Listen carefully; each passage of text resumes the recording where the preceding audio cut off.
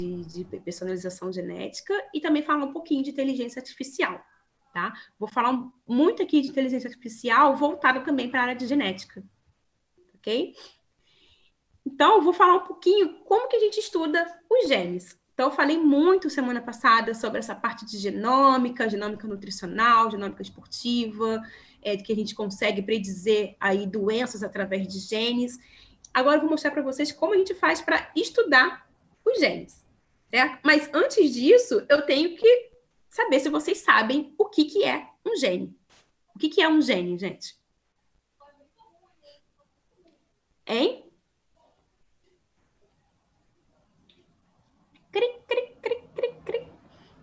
O que é um gene? O gene, ele é o nosso material genético? Não, ele é um pedaço do DNA que vai caracterizar determinada característica nossa. Uhum. Então, o gene, ele é um pedacinho do nosso DNA. Então, imagina o nosso DNA, que é enorme, né? Que eu vou falar o tamanho do nosso DNA. E pedacinhos deles vão ser genes. Então, os genes, ele é uma região, né? Uma sequência de nucleotídeo, né? Porque o nosso DNA, ele é feito de nucleotídeo, que vai ter informação para uma proteína, certo? Essa proteína que vai determinar características. Então, todos os genes vai formar proteínas, certo? Então, é isso que é genes. Então, para eu estudar genes, ele é muito importante, né, o estudo de genes, porque eu consigo, através deles, entender mecanismos fisiológicos, né? Então, eu quero saber, por exemplo, como que desenvolve uma doença, diabetes está muito associado com alguns genes, então eu consigo saber como que determinadas doenças estão acontecendo nesse mecanismo fisiológico, e também, pelo estudo de gene, eu consigo fazer identificação, certo? Então, por exemplo, coronavírus, como que a gente dá um diagnóstico de coronavírus? Tomando aí um link com essa nossa atual pandemia. Como que se faz uma identificação de coronavírus? Quem sabe aqui? Eu quero saber se uma pessoa está contaminada ou não com coronavírus. Através de uma técnica, né, que é o PCR, que vai fazer o que esse PCR? Ele vai identificar uma região gênica, um pedaço lá de anticorpos. O teste GG-IgM, ele é indireto, tá? Você faz o diagnóstico indireto, você vai procurar anticorpos. Agora, assim, o padrão ouro de diagnóstico de coronavírus é o teste molecular. Eu acho que muitos de vocês já ouviram falar isso, porque isso aí está bem em evidência na mídia atualmente, né? Que para se fazer o diagnóstico mesmo do coronavírus, a gente tem que buscar o material genético do coronavírus, que é o RNA. Então, são regiões dele, regiões gênicas do vírus que a gente faz a identificação, certo? Até mesmo identificação humana, né? Por exemplo, aí, teste de paternidade, a gente faz identificação aí pelo material genético, por genes. A galera aí do CSI, não sei se tem aqui quem quer ser perito, né? A galera do CSI faz muita identificação através do material genético. Então, o estudo de genes, ele serve para isso, né? Para a gente identificar e também entender aí alguns mecanismos fisiológicos, tanto patológicos ou não. Referente a o PCR, muito se discutiu em referente aos reagentes dele, né? Isso que a gente não fabrica, né? Isso é uma tecnologia muito alta ou é questão de patente? Como é que funciona? Questão de patente. Porque a grande maioria dos reagentes de biologia molecular são produzidos fora do Brasil, né? Porque relativamente as técnicas de biologia molecular, elas são novas, né? Elas são crescentes novas. Para você ter noção, o PCR, ele foi descoberto há 35 anos atrás. Então, assim, em termos de ciência, não é uma coisa muito... É uma coisa muito recente, né? Em torno de 30 anos. Então, ainda tem muita essa coisa de patente, de reagente, que a gente ainda não produz. Então, por isso que tornam aí a técnica mais cara. E no caso que a gente está vendo agora, né? É difícil a gente ter acesso. Então, tem muitas pessoas com falta de diagnóstico porque acabou o reagente, porque o reagente vem de fora, e tem toda essa burocracia para se comprar. Entendi. Perfeito, professor. Obrigado. Então, em torno desse gene aqui, a gente tem aqui o nosso material genético, o nosso DNA, tá? Que o nosso DNA, a gente sabe aí que é a receita da nossa vida. Semana passada a gente até falou da analogia, né, entre a expressão gênica de cozinhar, que a gente tem o DNA que é receita, o ribossomo é o cozinheiro, não sei se vocês se recordam disso. Então, o nosso DNA aí, ele é a receita da vida. Na verdade, um material genético, né? Porque existem organismos de RNA, como os vírus. Então, se a gente for parar para pensar em DNA, todos os organismos vivos vai ter aí o seu material genético representado por DNA, tá? Exceção de vírus, né? Que o vírus é uma casa à parte, né? Nem é considerado um ser vivo, que pode ser de DNA, de RNA, desculpa. Mas todos os seres vivos em si, eles vão ter o DNA como receita aí para a produção das suas proteínas. Então, com isso, a área que analisa DNA é uma área gigante. Não é concentrado aqui apenas na área humana. Então, eu posso fazer análise genômica, análise de genes de qualquer espécie de animal. Oi? Alguém está com o microfone ligado? Deixa eu tentar desligar aqui. Acho que já desligou. Então, eu consigo fazer essa análise de genes, análise de genomas de qualquer tipos de animais, né? E também de qualquer tipo de organismos. Então, eu quero identificar um fungo, uma bactéria, um parasito, eu consigo fazer essa análise de genes. Então, para você ver que essa área genômica, né, essa área de estudo de genes, ela é gigante. Ela não se limita apenas a nós humanos, tá? Também tendo aqui como um eixo aqui também os vírus, né? Que os vírus também são organismos bastante complexos, certo? Então, um conceito que a gente tem que tirar também, que a gente tem que desmiuçar, é o de genoma, tá? Então, antes vocês me falaram aí que o gene é a porção aí do nosso DNA que vai produzir proteína, que vai garantir uma característica. E o genoma, o que é o conceito de genoma? Hein? O que é o conceito de genoma? Conjunto de genes, né? Isso. O genoma, ele é o conjunto de genes. Na verdade, ele é todo o material genético. Então, isso é o genoma.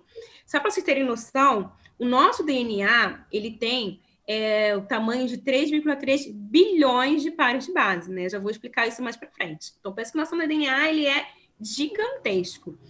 E nem tudo no nosso DNA vai gerar proteína. A gente tem regiões no nosso DNA que a gente chama de intergênicas, que ficam entre genes e não formam proteína. Mas essas regiões também são consideradas aí do genoma, tá?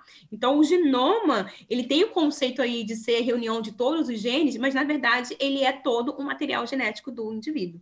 Tá? Então, se eu pegar aqui os seres humanos, a gente tem o nosso genoma sequenciado. A gente falou isso muito lá na semana passada do Projeto Genoma.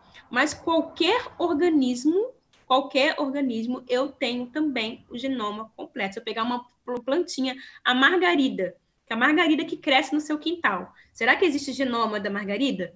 Existe genoma da margarida. Aquela barata lá que você viu no banheiro, será que existe genoma completo da barata? Existe genoma completo da barata. Tá? Então, qualquer organismo tem o seu genoma, quer dizer o quê? Tem o seu material genético sequenciado. E uma coisa fantástica, gente, é que a gente consegue ter acesso a isso. E eu vou mostrar isso para vocês na aula de hoje, quando a gente falar de inteligência artificial, de como vocês vão acessar o genoma humano, tá? A sequência genômica humana, ou de qualquer outro organismo. Tá? Então, isso que é interessante a gente pensar na área genômica, que todos os organismos vai ter aí o seu genoma, né? Vai ter o seu material genético, que vai dar suas características, e outra, todos esses organismos têm o seu genoma sequenciado atualmente. Então, qualquer organismo eu consigo sequenciar, exceto, obviamente, aqueles organismos novos. Um exemplo que a gente tem aí, novamente, é o do novo coronavírus.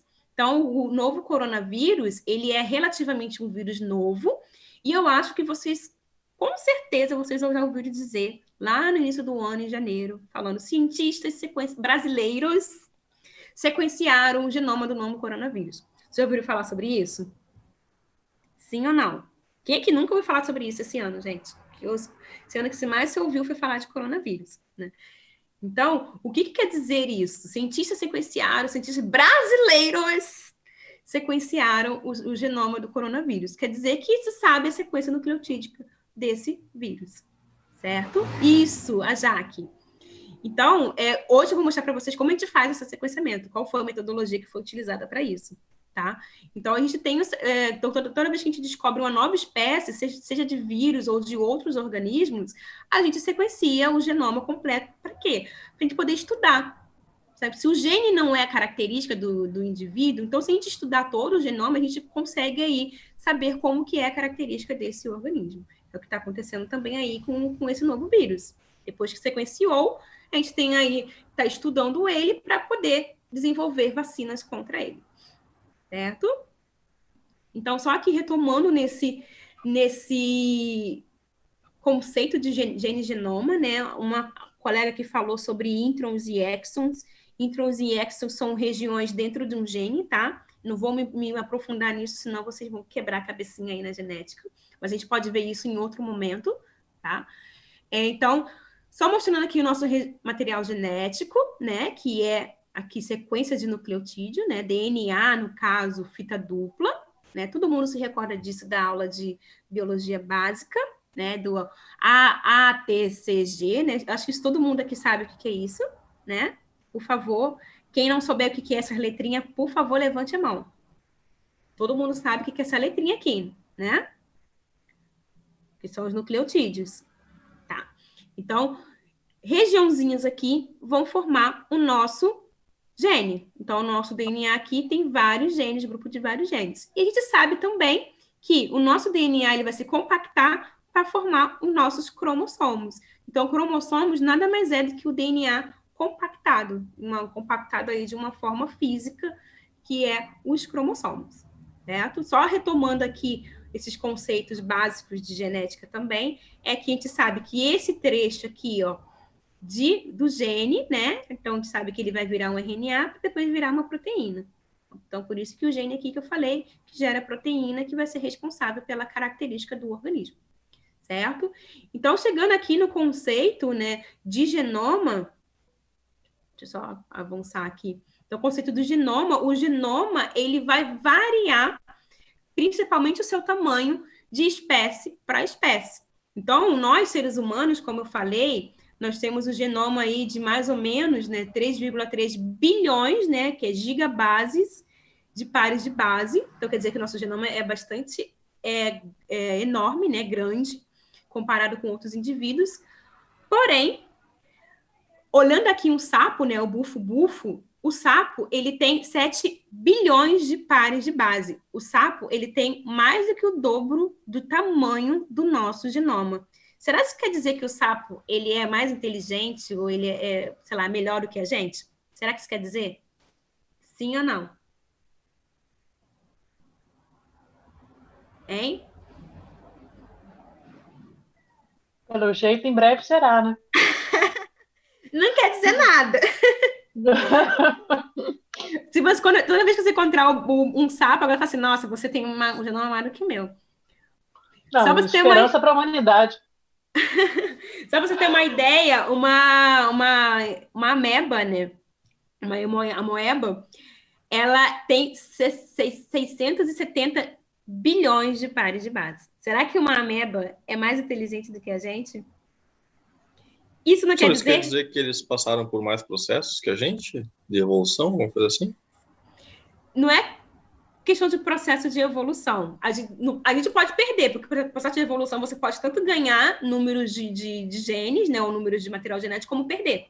Tá? Isso quer dizer, assim, a espécie deles tem esse tamanho de genoma. Certo? Não, pode ser que uns ganhou, ou pode ser que a gente também perdeu. Certo? Isso não é claro. Não quer dizer nada, então. Isso quer dizer nada. Mas não quer dizer nada. Não quer dizer nada. O problema não é o tamanho. O problema é a ser complexo. Se vocês terem noção, a bactéria, né, em si, ela é unicelular, ela é eucariota, mas ela é muito mais complexa do que muitos seres pluricelular, relacionado ao seu metabolismo. Então, quando a gente fala metabolismo, é o quê? São proteínas, são enzimas que estão atuando. Então, quanto mais complexo for um organismo, mais proteínas elas vão produzir, né? Então, mais genes ela vai ter, e necessariamente não precisa ser o tamanho de genoma grande. Então, um organismo que tem um genoma grandão, mas pode ter poucos genes, certo? E aqueles genes aí deixar aquele organismo não tão complexo assim. Então, aqui realmente, tamanho não quer dizer nada, tá? Então, o tamanho de genomas não quer dizer se ele é mais complexo ou não, tá? Então, só mostrando aqui, por exemplo, o HIV, alguns vírus, né? HIV, HPV, até mesmo o coronavírus. O coronavírus, ele tem 30 mil pares de base, né? O HPV aqui, por exemplo, o HIV tem 10 mil pares de base. Nós estamos aqui na faixa de bilhões, e aqui tem apenas 1000. Né? Então, esse tamanho de genoma vai variar de acordo com a espécie, mas o tamanho não quer dizer aí que seja mais inteligente ou que tenha maior número de genes. Isso aí vai variar, tá? Beleza? E aqui, só para a gente ter esse conceito, né, de genes e genomas, então, essa analogia... Oi? Alguém falar alguma coisa? Essa figura aqui eu acho bem interessante, que faz essa analogia aqui com uma estante, com frase, livros, só para a gente entender o que é um gene, um cromossomo e um genoma, né? Então, aqui, o gene, como eu falei, que é aquela região, né? A regiãozinha que tem a informação para formar a proteína, é como se fosse uma frase. Então, uma frase num livro, você tem um livro, né? Você abriu lá a frase, e a frasezinha que está ali, ela é um gene, tá? Que é aquela informação que vai produzir a proteína. Então, quando eu pego esse meu livro e eu junto ele, eu formo aqui, eu pego essa frase e junto ela num livro, então um livro que tem várias frases vai ser o meu genoma, o meu cromossoma. Então, eu sei que no meu cromossoma, só voltando aqui, então eu sei que no meu cromossoma eu vou ter vários genes, certo? Então, porque o meu cromossoma é o meu DNA compactado. Então, a reunião de várias frases vai dar um livro, certo? Vocês estão conseguindo compreender essa analogia aqui? Então, as frases são os genes, reunião de todos os genes, vai montar aqui um livro. E agora, se eu pegar vários livros, eu vou montar uma estante. Então, eu sei que vários cromossomos vai formar o meu genoma, porque nós, Homo sapiens, nós não temos só um cromossomo. Quantos cromossomos nós temos mesmo? Hein? Como cromossomo nós temos, gente? 22 par mais um... 46 cromossomos, né? 23 pares, né? 22 autossômicos com um par sexual. Então, nós temos 46 cromossomos. Então, imagine 46 livros empilhados assim. Então, aquilo é meu genoma. Porque cada cromossomo vai ter genes diferentes, tá? A gente não tem genes iguais, a não ser que for cromossomos homólogos. Mas cada cromossomo vai ter genes diferentes. Então, a reunião de todos os cromossomos, eu tenho meu genoma. Então, meu genoma é isso. É a reunião de todos os meu material genético. Certo? Conseguiram compreender? Então, todo mundo conseguiu compreender, gente? Dúvidas até aqui?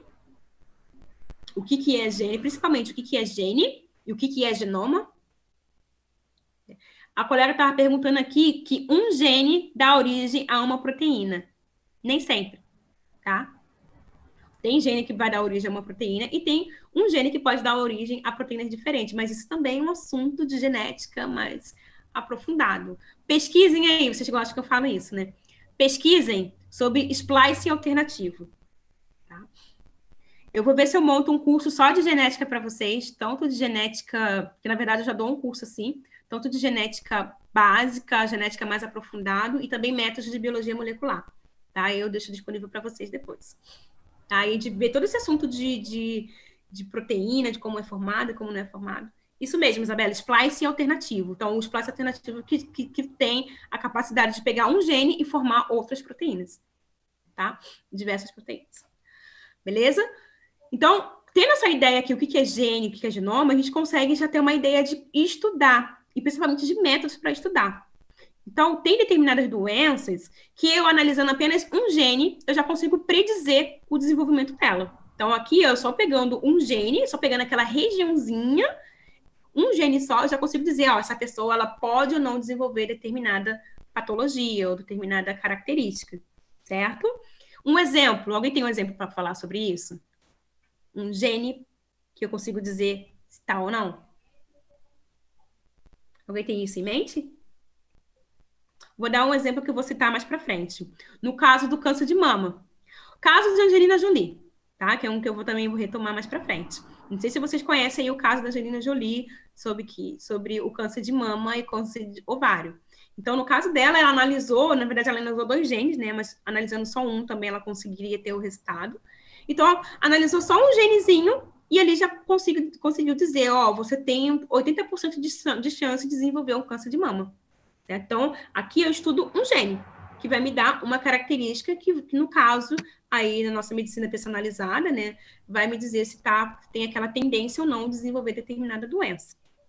Porém, outras doenças, eu tenho que fazer aí um aparato de vários genes, certo? Como, por exemplo, que eu citei lá, na medicina esportiva, na genômica esportiva, né? Na genômica nutricional, ou até mesmo na oncologia, a gente precisa saber mais de um gene, a gente precisa saber a relação de um grupo de genes que vai aí me predizer determinada condição, certo? Então, nesse caso, eu vou analisar genomas. Então, hoje em dia se faz muito essa análise de genoma. Então, para eu analisar um gene, eu tenho uma metodologia para isso, e para eu analisar genoma, eu tenho outra metodologia, certo? Eu vou me aprofundar. Pode falar. Eu vou fazer uma pergunta, se você achar que vai desviar do assunto, aí não precisa responder não, tá? Mas uma curiosidade, e tem a ver, eu acho que tem a ver com o que você acabou de falar. Tem uma conhecida que está com processo de câncer, e o médico orientou, pelo que eu entendi, o exame se chama um exame de oncogenética. Não sei se o nome é exatamente esse, mas enfim, pelo que eu entendi, é justamente fazer o levantamento dos genes dela para avaliar o risco, né, de desenvolver outros cânceres, porque ela já sabe que ela tem. E até o prognóstico desse câncer, se ele é maligno, se ele tem capacidade de invadir, se ele tem capacidade de ter risco cirúrgico. Então, tudo isso você consegue predizer fazendo essa análise genômica. É mais ou menos esse mesmo processo que você estava falando anteriormente, então, é exatamente isso. Sim, é a metodologia que eu vou falar a seguir. Tratamento também, principalmente tratamento. Na área de oncologia, gente, é uma área que eu vou bater muito o martelo aqui com vocês, porque é uma área que esses métodos genômicos, até mesmo inteligência artificial, é muito útil. Porque o câncer, já falei isso na aula passada, ele não é uma doença nova, né? Mas, assim, com a nova tecnologia, a gente consegue rastrear mais e, principalmente, a gente consegue predizer mais e tratar melhor. Então, é uma área muito... Não sei se tem alguém aqui que deseja seguir essa área oncológica, mas é uma área que eu falo que é muito crescente e é uma área que é muito aplicada a essas metodologias, essas tecnologias, né? A Ashley falou que queria quando entrou na faculdade, mas é uma área muito, assim, muito fascinante, né? Eu sou suspeita a falar porque também é a minha área de concentração. Mas você ter como predizer, fazer esse levantamento de genomas, né? O câncer, ele é uma doença multifatorial, né? O que é multifatorial? Ele tem os genes estão ali presentes, né? É uma doença genética, porque altera os genes, sendo que é associado com vários fatores ambientais. Então, você saber qual é os genes alterados de determinado câncer, e essa alteração de gene, ela não é comum para todos, né? Eu creio que até falei isso na semana passada também. Então, a gente tem, por exemplo, 2 pessoas com câncer de mama, 2 mulheres com câncer de mama, que é o mesmo fenótipo, sendo que os genes alterados são diferentes. Então, a gama de genes alterados são diferentes. Então, tem a mulher A, que tem, sei lá, 20 genes alterados, e a mulher B, que tem 5 genes alterados.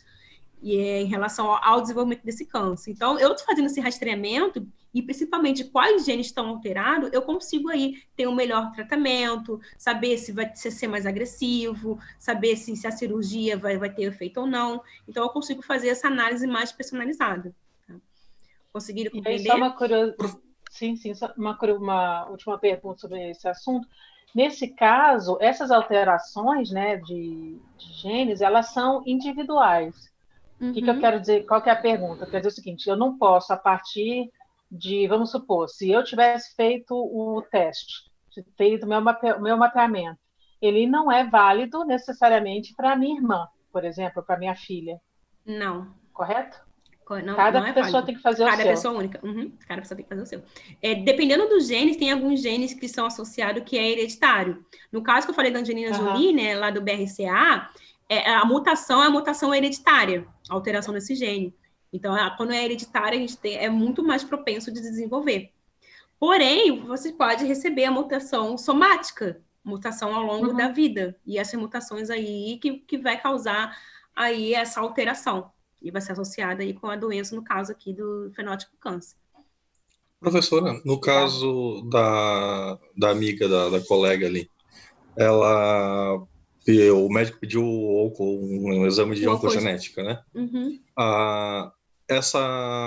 Esse exame ele é feito em cima de uma célula cancerígena ou de uma outra célula qualquer do corpo?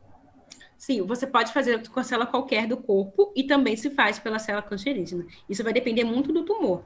Então, tem médico que ele solicita que pegue lá a biópsia, né, um pedacinho do câncer, e faça a análise em cima dessas células. O que acontece? Isso é muito, estudar muito o câncer, a oncologia em si. Porque uma célula, quando ela se torna maligna, né, ela tem a tendência para se tornar maligna, porque ela tem umas mutações do qual a pessoa já adquiriu, e essas mutações geralmente estão em todas as células. Sendo que quando uma célula começa a ficar maligna, ela tem um mecanismo que ela causa mais mutação nela mesma. Como fosse assim, a célula cancerígena, ela sabe que mutação vai levar ela a ser mais maligna. O que ela faz? Então, eu vou causar mais mutação em mim. Então, a célula, né, cancerígena tem essa característica de causar mais mutação nela. Então, às vezes, você consegue pegar uma célula, fazer uma biópsia e encontrar alterações nessas células malignas que não estão nas células normais. Então, isso vai depender muito do câncer e também do que o médico quer investigar. Tá? Interessante. E também, outra coisa para vocês estudarem é a oncologia, né? Mecanismos oncológicos, a carcinogênese, é muito interessante. Sou suspeita a falar, porque também é uma área que eu estudo muito, né? Mas é uma área muito, muito linda que eu falo de termos de estudos, tá, gente? Não estou falando que é legal ter câncer, mas é uma área muito interessante de se estudar, tá? Deixa eu só ver aqui os comentários. Sim, mutações genéticas toda mutação que tem nos genes, mas nem toda mutação genética, a Betina estava perguntando aqui, sobre mutação genética e mutação hereditária. Nem toda mutação, gente, ela é hereditária, tá? Igual o câncer. O câncer é uma doença genética, mas não quer dizer que é hereditária. Então, genética quer dizer o quê? Que altera os genes. E hereditária quer dizer o quê? Que é passada de geração para geração. Então, são conceitos similares, mas um pouquinho diferentes, tá? Quando eu falo hereditária, que passa de pai para filho, ou de avó, que é passada entre a prole. E genética dizer que altera os genes, tá? Tá, agora eu tô falando aqui da CRISP. Isso mesmo, gente. Não sei se você ouviu falar de CRISP. CRISP é um outro assunto também muito interessante na área da genética e também uma viagem na cabeça de vocês, tá? Só resumindo aqui, não vou me aprofundar em CRISP. Quem não sabe, procura o que é CRISP, outra pesquisa para vocês, porque o CRISP o CRISP, hoje eu falando que é o jogo de palavras, é uma capacidade, né, é uma tecnologia que tem de você editar o genoma, editar o DNA. Então, por exemplo, você tem a mutação genética que é associada com câncer. E hoje em dia você tem essa capacidade de chegar lá e mudar isso no genoma, editar. Então, essa tecnologia é uma tecnologia recente que deu um monte de bafafá, aí foi gente presa, assim, foi bem, bem, bem tenso, mas é uma tecnologia muito, muito promissora. E vou deixar vocês pesquisarem, porque a gente vai tirar o foco daqui. Certo? Mas só respondendo a pergunta da colega aí. Ok? Então, todo mundo conseguiu entender aqui esse conceito de gene e genoma. Então, quando a gente fala muito de medicina personalizada, a gente está muito voltado aqui para genoma. Lembra do OMA, das ciências ômicas, que é tudo? Então, aqui eu estudo aqui todo o material genético e ali eu seleciono os meus genes que eu tenho interesse, tá? Então, a gente vai ver aí como a gente faz para analisar esse genoma. Analisar gene, a gente faz muito por PCR. PCR é aquela técnica que já foi citada aqui, né? PCR em tempo real ou PCR convencional, tá? Não vou me aprofundar em PCR, eu quero me aprofundar mais em análise genômica, tá? E uma coisa muito importante, quando a gente estuda, a gente faz aí essas análises genômicas, né, que está na nossa era genômica, é a ferramenta de estudo de genes. Isso aqui, ó, alguém já ouviu falar sobre isso? Bioinformática. Alguém já ouviu falar? Sim. Quem nunca ouviu falar sobre bioinformática? Quem entende de bioinformática aqui? Bioinformática, eu vou me falar muito sobre ela quando a gente falar de inteligência artificial, porque em bioinformática está muito voltada para a inteligência artificial. Lembra que eu falei, eu acho que foi o Pedro ou Felipe, não me engano, que eu falei que tem aí profissionais que ganham mais do que médico? Lembra que eu falei? Foi Pedro ou Felipe? Felipe, professora Feu. Felipe. Então, um bioinformata, filho, pode ganhar mais do que médico, pode ter certeza absoluta. Tá? Mas depois eu vou me aprofundar quando a gente falar de inteligência artificial. Então, a bioinformática... Eu aguardo. A bioinformática é uma ferramenta indispensável para a gente estudar genoma. Não existe, não tem possibilidade de a gente estudar genoma sem ferramentas de bioinformática. Tá? Então, isso aí eu vou deixar mais para quando a gente falar de inteligência artificial, que a inteligência artificial melhorou muito como a gente analisa esses dados. Tá? Em Perl, no final da aula, eu vou dar os passozinhos. O que eu vou falar para vocês? Eu vou instigar vocês a entender a bioinformática, né? A querer entender a bioinformática, né? Porque eu acho isso importante. Uma coisa que eu falo, bioinformática tem que ser uma disciplina na graduação. Porque eu já estou formada na graduação há quase 10 anos e eu sinto muita falta de ter aprendido bioinformática durante a minha graduação, porque eu corri atrás de prejuízo. Eu estou correndo, né? Então, eu acho que hoje, com essa tecnologia, com essa tendência da inteligência artificial, da área genômica, bioinformática deveria ser uma disciplina em todos os cursos da área de saúde, tá? Mas eu vou falar, a gente vai discutir isso mais para frente. Então, eu vou instigar vocês e vou dar caminhos para vocês chegarem ao conhecimento de bioinformática. Eu vou dar dicas de alguns cursos, alguns até gratuitos, tá? Mas eu falo mais para frente. Quem pode atuar nessa área? Todo mundo, de qualquer área, tanto de saúde como não de saúde, ou a área de computação, principalmente. Mas a área de saúde também pode atuar biomédico, enfermeiro, todo mundo que queira quebrar a cabeça com bioinformática, certo? E outra ferramenta de estudo de genes aí que é super importante é aqui o sequenciamento gênico, certo? O sequenciamento gênico, né? Lembrando aqui, o mais utilizado é aqui para a gente sequenciar o genoma. O gene, quando a gente utiliza lá o PCR, a gente também aplica um tipo de sequenciamento aqui, mas é um sequenciamento mais básico. Para mim analisar o genoma, eu uso uma ferramenta de sequenciamento muito mais aprofundada, tá? Então, aqui, utilizando aqui o sequenciamento gênico. Então, aqui eu vou mostrar para vocês alguns tipos, né, de ferramenta para identificação do genoma, né, do sequenciamento gênico. Então, o sequenciamento gênico nada mais é do que eu identificar a ordem exata daquelas letrinhas, lembra? O A, T, C, G. Então, o sequenciamento faz eu pegar exatamente essa ordem. Se lembram aqui, ó, que eu falei, deixa eu dar uma voltada aqui, na aula passada, sobre o projeto Genoma? Cadê? Eu acho que eu já passei. Lembra que eu falei aqui do projeto Genoma? Que o projeto Genoma demorou em torno de 15 anos para ser feito? Vocês se recordam disso? E eu falei que hoje em dia isso é feito aqui em menos de 48 horas. No sequenciamento genômico, genoma humano, foi empregada uma tecnologia, né, que era a tecnologia que tinha na época, então por isso que deu essa demorada para sequenciar. Sendo que a evolução tecnológica foi tão rápido, né, que hoje, aí quase 20 anos depois, a gente consegue sequenciar o genoma de qualquer organismo de uma maneira tão rápida e tão mais eficaz, porque esse sequenciamento aqui ainda ficou alguns gaps, né, ficou algumas regiões ainda vazias, sem a gente conseguir entender. Mas aqui, através dessa nova tecnologia, a gente consegue sequenciar isso de uma maneira mais rápida e sem gap. Então, o estudo dos sequenciadores, né, do sequenciamento gênico, é como se fosse uma evolução. Então, a gente tem...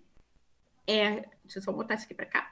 Então, a gente tem aqui essa linha do tempo, né, mostrando aqui essa parte da área genética, desde lá da invenção do PCR, né, que foi em 1985, né, até aqui a chegada desses novos equipamentos de sequenciamento. Então, o sequenciamento do projeto Genoma, ele foi um sequenciamento que a gente chama de sequenciamento de Sanger, que é esse método aqui, ó, método de Sanger. O que é esse método de Sanger? A gente chama ele de sequenciamento de primeira geração, que foram os primeiros sequenciamentos a serem aí distribuídos. Então, o sequenciamento de Sanger, ele vai sequenciar pequenas regiões. Então, quando eu quero sequenciar um gene, né, eu faço esse tipo de metodologia. Eu vou lá, sequencio um gene, pronto ali. Depois de um dia, eu tenho um gene sequenciado.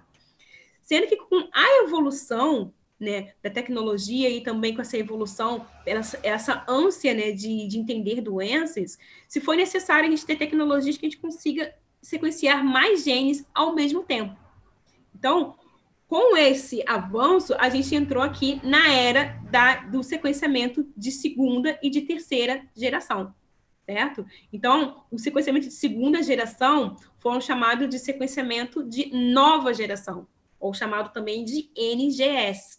Não sei se vocês já ouviram falar essa terminologia, sequenciamento de NGS. Então, o que é NGS? São sequenciamentos mais modernos, que conseguem aí sequenciar mais gamas de tamanhos, vamos dizer assim, mais gama de genes relacionado com aquele sequenciamento de primeira geração, certo? Sendo que o NGS é o mais usado para a gente poder sequenciar genoma atualmente, e mesmo assim ele ainda sofre sucessivas evoluções. Então, eu vou mostrar aqui algumas técnicas que tem para vocês verem que não parou por aí. Então, a gente saiu daquela tecnologia lá do Sanger, que foi do genoma humano, que demorava 15 anos, para ir com uma tecnologia de 48 horas, mas não parou aqui. Isso ainda continua evoluindo, e eu nem sei mais onde vai chegar essa evolução, certo? Professora, então, a gente... Oi. A professora conhece o canal no YouTube Manual do Mundo, do Iberê T9, não? Não conheço. Ele faz bastante vídeos explicativos sobre um monte de coisas na área da ciência, e essa semana ele publicou um dentro de um laboratório que sequencia DNA. Uhum. Daí ele explica etapa por etapa com umas analogias bem legais, assim. É um videozinho de uns 10 minutos, para quem tiver interesse, é bem interessante. Coloca aqui depois no chat, para quem tiver interesse acessar. Vou colocar assim. Coloca assim. Tá? Então, aqui só mostrando aqui as tecnologias de sequenciamento, né? Então, a gente tem a primeira geração. Então, lembrando, a primeira geração foi aquele sequenciamento lá do Projeto Genoma, que demorou 15 anos para ser sequenciado, e aqui sequencia pequenos genes, pequenas regiões. O de segunda geração, já chamado aí de nova geração, é esse que conseguiu sequenciar uma gama de genes, certo? Conseguiu sequenciar o genoma mais rápido. E agora a gente está na era da terceira geração, que aqui gera também aqui o sequenciamento do genoma de uma maneira mais rápida, com dados mais completos e de uma maneira muito mais barata, certo? Muito mais prática. Então, eu vou explicar aqui mais para frente cada um deles. Sim. Então, estou vendo aqui os comentários do canal. Eu acho que o Felipe colocou aqui no YouTube, né? O Manual do Mundo. Então, é interessante vocês terem essa tecnologia. Deixa eu só ver a hora aqui, gente, que eu tenho que dar uma pausa de 8h30. Tá, eu vou fazer o seguinte, gente. Eu preciso dar uma pausa em 8h30 exata.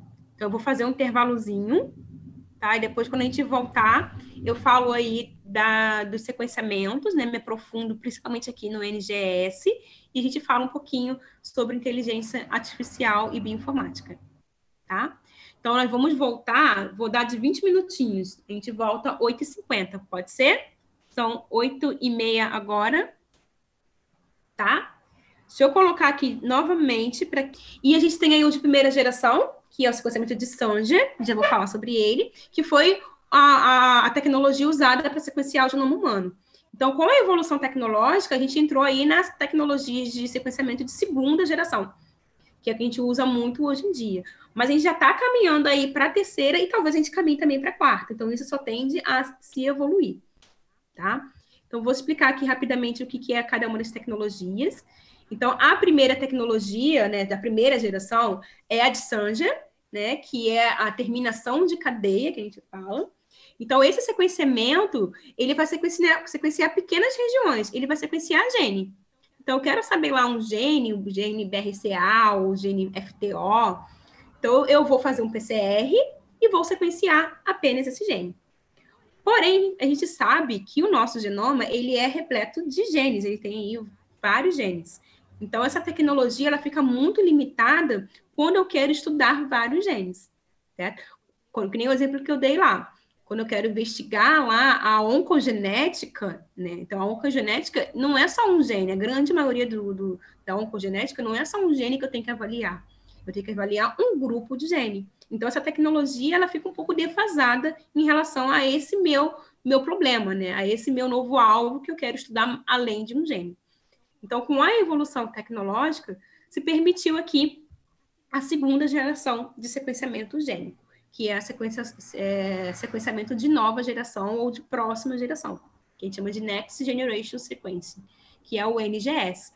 Então, esse tipo de sequenciamento, ele faz lá os genomas em uma única corrida, tá? Por que única corrida? Eu até consigo fazer aqui, ó, um sequenciamento genoma com essa metodologia, mas aí eu tenho que fazer pedaço por pedaço. Então, isso vai demorar dias ou anos, como aconteceu com o genoma humano, certo? Porque tem que fazer pedacinho para sequenciando o meu genoma. Essa tecnologia permitiu eu sequenciar o genoma em apenas uma corrida e em menos tempo, certo? Então, por isso a gente chama aí de sequenciamento de nova geração. Com isso, esse tipo de tecnologia gera muito dados. Então, essa tecnologia me faz eu sequenciar que, na verdade, nosso genoma, ele é picotado, né? O genoma é picotado, e eu sequencio todo esse picote e depois eu vou juntando isso, que nem um quebra-cabeça. Então, isso gera muito dados, uma rede de dados. E é aqui nessa geração de dados que vai entrar lá a inteligência artificial, a bioinformática. Então, pense assim, com o avanço da tecnologia nesse sequenciamento, então, Obrigada. Deixa eu voltar a gravar aqui. Então, o meu alvo era um gene. Antigamente eu pensava em um gene. Beleza. Mas agora o meu alvo são vários genes. Então, com isso, eu avancei na tecnologia, né? Então, foi descoberta uma tecnologia que consiga abranger e pesquisar uma gama de genes ao mesmo tempo. Com isso, se gerou muitos mais dados. E agora eu preciso analisar dados. Então, é aí que entra a bioinformática, na análise desses dados. E a gente continua ainda gerando mais dados e dados e dados com o avanço da tecnologia. Então, quanto mais eu avanço na tecnologia, mais dados eu vou gerando. Tá? Então, com isso, eu preciso de mais ferramentas para analisar os dados. Certo? Vocês estão conseguindo compreender? Sim?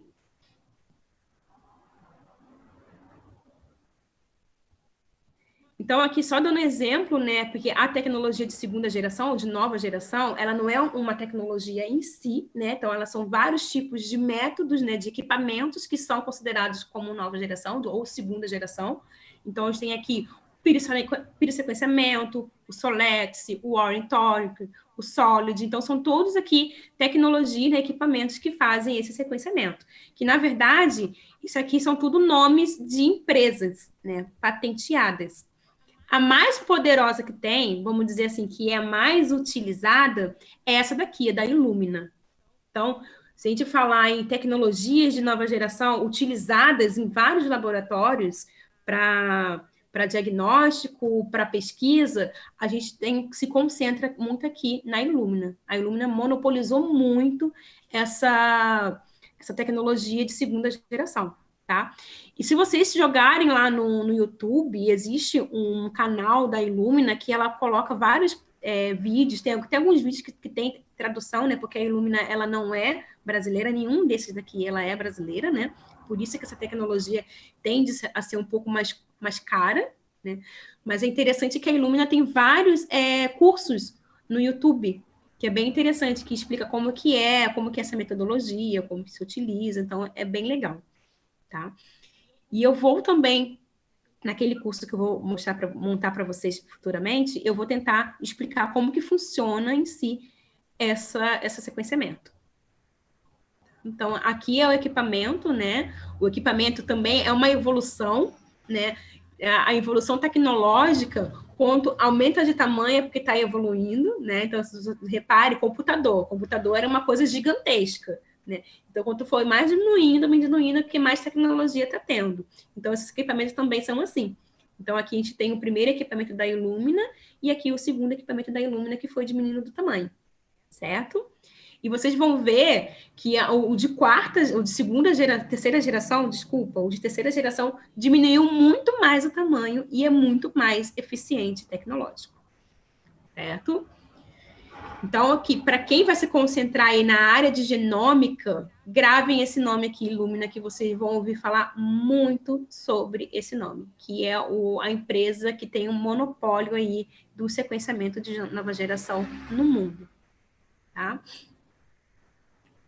Então, aqui só vou falando, que eu já falei dessa parte, né? Então, o sequenciamento de segunda geração faz aí a sequência, 30 mil sequências relacionadas com o de primeira geração. Então, como se pegasse 30 mil sequenciadores de nova geração, daquele que foi usado no projeto Genoma, e fizesse um. Então, isso é um avanço tecnológico, né? Imagina, eu precisar de 30 mil sequenciadores e agora eu preciso só de um, certo? Porém, com isso, né, se gera muitos dados e a importância aí de analisar dados. Certo? E aqui só mostrando, né, como que é esse quebra-cabeça. Então, imagine só um genoma, né? Então, o genoma, deixa eu só botar para cá, um genoma, né? E eu tenho vários genes. Então, eu pego esse genoma e eu começo a cortar ele. Eu corto ele e sequencio só os picotezinhos. Porém, eu tenho que pegar isso tudo e montar, como se fosse um quebra-cabeça. Então, aqui eu tenho os picotes das sequências, nos fragmentos, e depois eu tenho que ir compilando esses picotes. Então, com isso, eu monto aqui a minha sequência, certo? Então, quem é que monta esse quebra-cabeça? Quem é que monta? Quem monta esse quebra-cabeça é um computador, certo? Então, eu tenho um computador, eu ensino um computador a montar uma quebra-cabeça e me dizer lá a minha sequência. Tá? Por isso que é muito importante aí a inteligência artificial. Então, a inteligência artificial, ela é muito usada aqui na área genômica. Então, com esse avanço tecnológico do sequenciamento, né, que gera aí esses fragmentos do genoma, eu preciso de uma máquina que vai lá, que vai montar o meu quebra-cabeça. Então, a bioinformática, né, associada aí com a inteligência artificial, faz essa montagem para mim. Além de outras coisas mais. Tá? Alguém entrou aí agora. Então, aqui só mostrando essas tecnologias, né, em relação ao custo e também a gama de dados que são gerados, né? Então, aqui, aquele primeira geração, isso aqui tudo a segunda geração. Então, aqui a gente vê que relacionado aqui, ó, com o de primeira geração, esses daqui geram muito mais dados, né? E esses dados precisam ser analisados. E aqui, por fim, a gente chegou na era do sequenciador de terceira geração, né? Ele também tem a capacidade aqui de sequenciar uma molécula de DNA, na verdade, um genoma, né? Em pouco tempo, sendo que ele tem mais vantagem do que o de segunda geração, porque ele não amplifica. Então, esse daqui de segunda geração, ele precisa picotar e amplificar esses picotes do DNA, certo? Então, com isso, leva aí esse trabalho de a gente montar aí esse quebra-cabeça. O de terceira geração, ele não faz isso, ele não picota, ele só pega o DNA em si, pega ele e já faz a sequência, já lê a sequência. Então, ele não precisa aí do picote. E esse de terceira geração já está aqui na era da nanotecnologia, que também é uma era bem promissora aí. Não sei se vocês já ouviram falar de nanotecnologia. A gente vê aí o nanômetro, né? A gente vê aí a grandeza de nanômetro. Então, já é uma capacidade já bem mais evoluída. E, sem contar que, relacionado com o do segunda geração, esse aqui gera muito mais dados. Por quê? O de segunda geração, por mais que ele seja mais completo comparado com o primeiro, a gente ainda consegue ter um pouco de gap. O que é um gap? Como ele picota o material genético e depois você tem que montar, pode ser que você tenha um vazio, que você não consiga abranger aquele vazio. porque na hora de montar deu algum erro no sequenciamento, então você tem alguns gaps, que às vezes esse vazio não é tão relevante assim. Certo? Então, ainda tem esses gaps relacionados com o sequenciamento. Esse de terceira geração, ele não tem esses gaps. Então, ele não tem aí esse vazio. Então, como ele pega uma sequência e vai sequenciar direto, então ele não se picota, então não tem risco de ter esses espaços. Não sei se vocês estão me compreendendo. Certo? Então, com isso, ele gera muito mais dados relacionados com segunda geração. Tá? E também, esse tipo de tecnologia não é disponível para diagnóstico, tá? É só disponível só a nível de pesquisa, porque ainda tem aí um custo bem elevado comparado com o de segunda geração. Tá? E o equipamento, lembra que eu mostrei para vocês aqui, ó, o tamanho do equipamento? Eu até falei que aqui diminuiu de tamanho. Então, isso aqui, mais ou menos, é um tamanho de, vamos supor, de um forno, esse daqui. Até um pouquinho maior do que um forno. O de terceira geração, o tamanho dele é um tamanho de um pendrive. Então, ele cabe na palma da mão. Então, ó, se você pegar esse pendrivezinho aqui, ó, desse tamaninho, é um sequenciador de terceira geração. Que a marca aqui, que é pioneira, né, e é bem atuante no mercado, é aqui da Nanopore. Então, o que é esse sequenciador? Você pega esse, como se fosse um pendrive, coloca aqui, não sei se estão conseguindo ver, você coloca aqui, ó, aqui uma pipeta, né? Você coloca a amostra biológica que você quer sequenciar, fecha, aperta o botãozinho, ele começa a sequenciar e já gera os dados no seu computador. Aí você tem um programa no computador que você vai analisar esses dados. Pronto, você sequenciou um genoma. Assim. Então, isso aqui é muito mais moderno. Então, olha a diferença de um aparelho desse tamanho com um aparelho que cabe na palma da mão. Então, essa aí é a grande tecnologia do sequenciamento gênico. Isso aqui é muito usado, por exemplo, uma pessoa vai fazer uma pesquisa de campo, que, como eu falei, esse nanopore é muito usado para pesquisa, não é usada para diagnóstico, tá? Então, você faz uma pesquisa de campo, por exemplo, uma amiga minha, ela faz análise de cocôzinho de primatas lá na África, para analisar vírus, evolução de HIV. Então, você está num campo e você precisa de uma resposta, de um resultado imediato. Então, você pode usar o sequenciador na hora ali, em campo, tá? Você não precisa você coletar a amostra, até levar para o laboratório, processar, e ter toda aquele perda de material genético, você pode fazer ali na hora, certo? Quanto custa? Milhões, tá? Estou perguntando aqui quanto custa isso. Milhões. Custa aí uma casa em Jurerê, praticamente, ou até mais. Tá? Mas, assim, a tendência é baratear. Tá? Então, isso aí é uma evolução, porque às vezes a gente pensa assim, nossa, isso aqui nunca vai chegar no mercado, eu nunca vou ver isso na minha vida. Eu achava isso aqui, ó, do segunda geração, na minha época de graduação. Eu falei, gente, um negócio que faz sequenciamento, eu acho que eu nunca vou ver. Hoje em dia, qualquer lugar tem um segunda geração. Então, a tendência da tecnologia é essa, é sempre você evoluir e ficar sempre mais acessível. Certo? Todo mundo conseguiu compreender o que é sequenciamento genômico? Principalmente a evolução da tecnologia em relação ao sequenciamento genômico? Sim, esse foi usado para o corona também. Tá? Aqui no Brasil, acho que foi até o Nanopore que foi usado para o corona. Também, porque precisava de algo mais rápido, mais preciso. Ele é muito a nível de pesquisa, tá? Ele não está ainda disponível para diagnóstico. Isso mesmo. Certo? Então, mas futuramente, né, que vocês já são meus alunos já fixos, futuramente eu vou ver se eu faço um curso mais aprofundado sobre essas técnicas de sequenciamento, tá? Então, aqui só mostrar para vocês as principais aplicações, né? Só voltando, né? Algumas já dando exemplo. Então, eu já falei aqui sobre a nutrição e o esporte, né? Então, a aplicação da medicina personalizada. Lembrando, quando eu atuo em medicina personalizada, eu estou fazendo aquele sequenciamento gênico, eu estou utilizando aquelas metodologias, né? Principalmente o NGS, né? Lá o Illumida.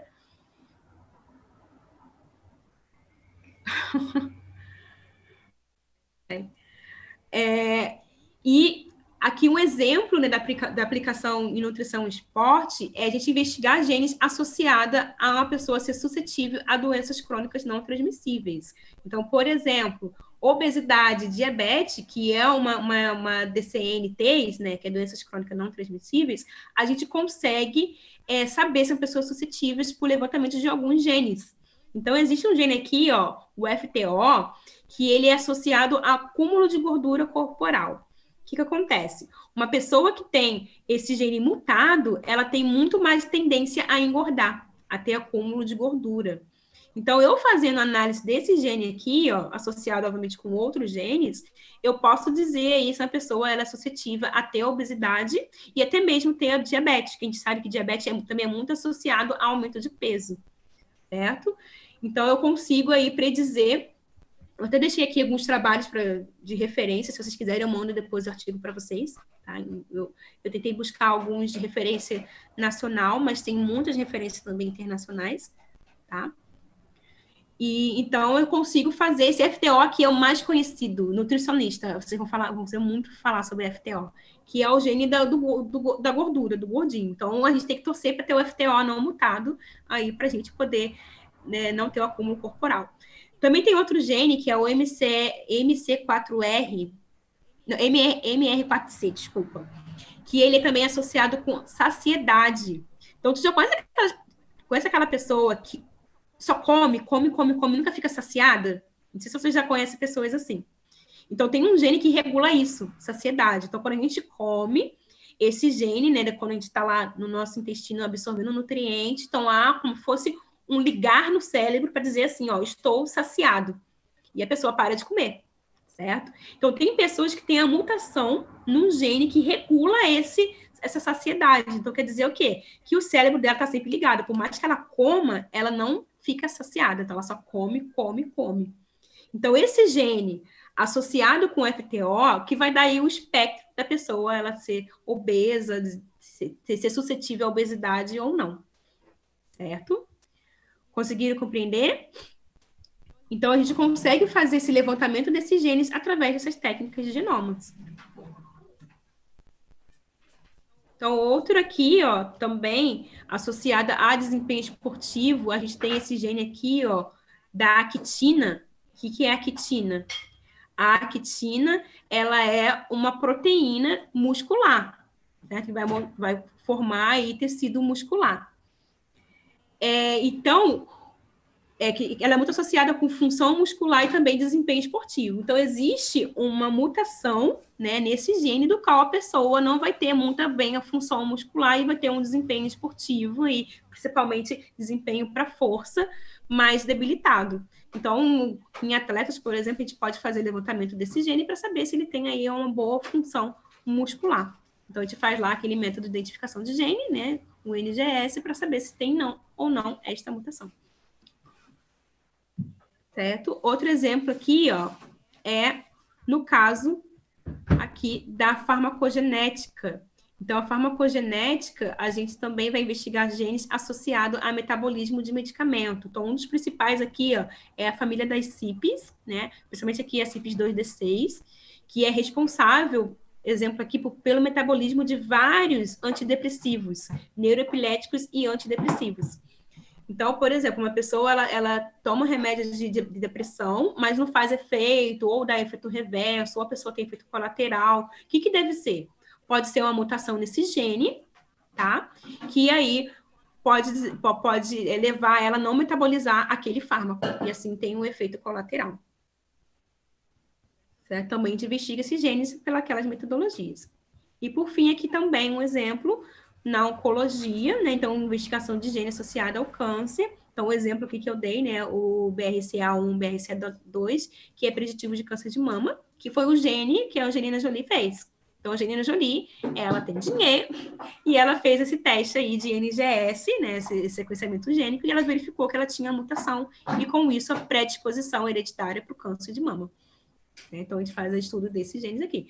Eu estou dando só o exemplo, tá, gente? Então, existe uma gama de genes associados às doenças, tá? E hoje eu vou mostrar para vocês como a gente pesquisar esses genes em banco de dados de inteligência artificial, certo? Vocês conseguiram compreender? Dúvidas até aqui, gente?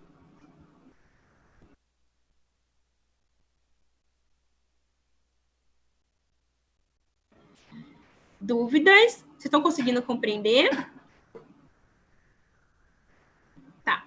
Então, agora eu vou falar um pouquinho aqui de inteligência artificial, né?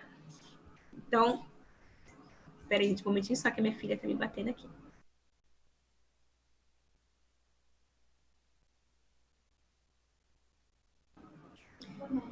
Desculpa. Eu tenho uma filhinha de 4 anos. Ela tá aqui me cutucando. Então, tá. Então, antes de eu começar a aula de inteligência artificial, eu queria saber de vocês o que vocês acham que é inteligência artificial? O que vem na mente de vocês quando vocês ouvem aí sobre AI, né? Ou IA, inteligência artificial. Hein? O que vem? Será que vem robô na mente de vocês? Robô conversando com pessoas, ou robô pensando. Isso é muito coisa de filme, né? Eu vou até trazer aqui para vocês. Muita gente, quando vê inteligência artificial, pensa em filme. Vai ficar para mim. Pensa muito em aqueles filmes futurísticos, de robô. A inteligência artificial, ela também tem os robôs, né? Que a gente fala, por exemplo, a cirurgia robotizada é uma inteligência artificial, mas ela é muito associada com a computação, tá? A gente tem aí computadores inteligentes. Certo? Que o robô em si nada mais é do que um computador, né? Mas é um computador aí que vai imitar aí a performance humana. Então, a inteligência artificial, né, nada mais é do que a capacidade de máquinas tomarem decisões inteligentes, certo? Então, o que é uma decisão inteligente? O que vem à mente quando é inteligente? Então, a gente tem um problema X, a gente consegue olhar aquele problema e decidir, tá, eu vou para esse canto ou não. Exemplo, a gente está no trânsito, certo? A gente vê ali como se fosse uma barricada, algo que está impedindo de passar. Então, você tem que tomar decisão. Ou vou parar e ficar esperando sair, ou vou dar uma curva. Então, você toma a decisão frente àquele problema que está na sua frente, certo? Então, a inteligência artificial é a gente dar essa capacidade para as máquinas. Então, para a máquina, quando ela vê um problema, ela conseguir solucionar aquele problema, certo? Ou tomar umas decisões inteligentes, certo? E essa área, né, essa inteligência artificial, é uma área aí da ciência da computação. Então, a ciência da computação é uma ciência que sempre cresce, né? Atualmente, a gente vive no nosso dia a dia muito inteligência artificial, muita ciência da computação, e na saúde, isso também é muito utilizado, como eu vou mostrar para vocês, principalmente pela bioinformática. Então, a inteligência artificial nada mais é do que a união da estatística com a computação. E dentro dela existem vários subcampos. Então, associado com a saúde, a bioinformática, ela é um subcampo aqui da inteligência artificial e é uma área em bastante ascensão. Então, no nosso dia a dia, a gente está vivendo aí inteligência artificial e isso há muito tempo. Então, ela está presente nas nossas vidas há muito tempo. Exemplos de inteligência artificial do nosso dia a dia. Quem pode me falar? Acho que vai queimado, já sabia? Alexia, Google Assistente.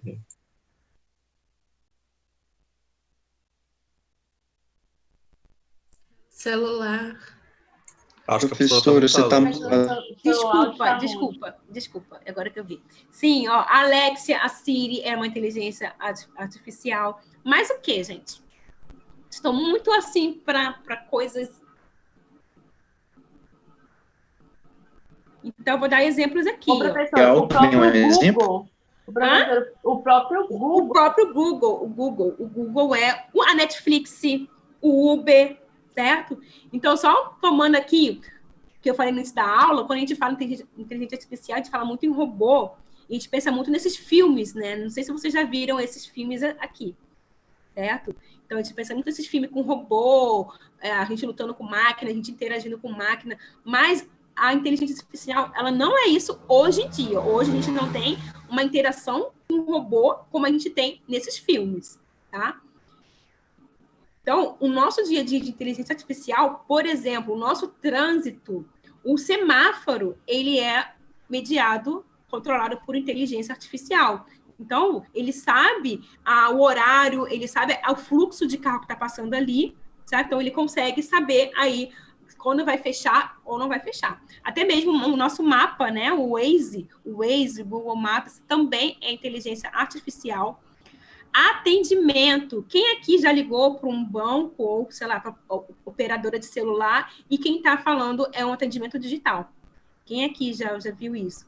Que você fala sim, não, e ele já vai lá e já computa.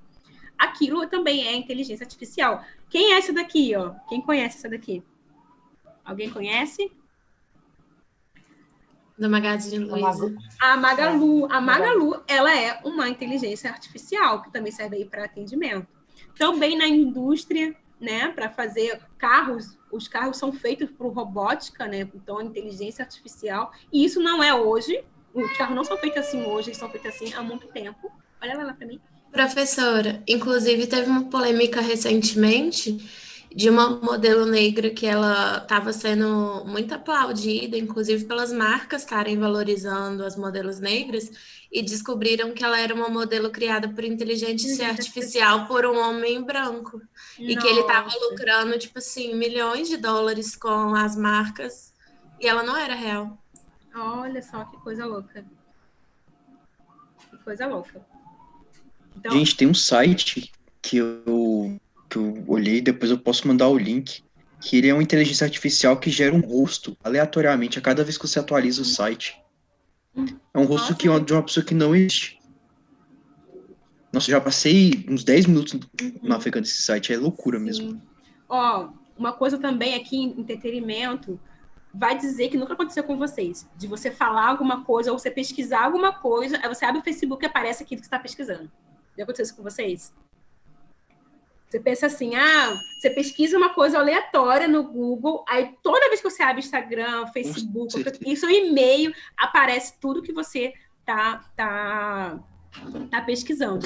Isso é inteligência artificial, que é o que? Ele está pegando toda a sua informação. Com certeza, a gente que vive aí nesse mundo virtual, a gente tem todos os nossos dados lá, de todos os nossos gostos lá guardadinho. E isso é muito usado hoje em dia, principalmente em campanhas políticas, principalmente, para poder disparar informação para pessoas específicas, né? Então, isso é muito usado. Então, isso é inteligência artificial, de você buscar informações, compilar e você conseguir ali juntar e disparar informação específica para cada pessoa, tá? E outra coisa também que pensavam que era futurista, né? Que é casa e carro inteligente. Isso já é bem aplicado. Não sei se vocês já viram o carro da Google, que anda sozinho, e também casa inteligente que você consegue controlar pelo celular. Você consegue ligar a luz, apagar a luz, tudo isso por celular.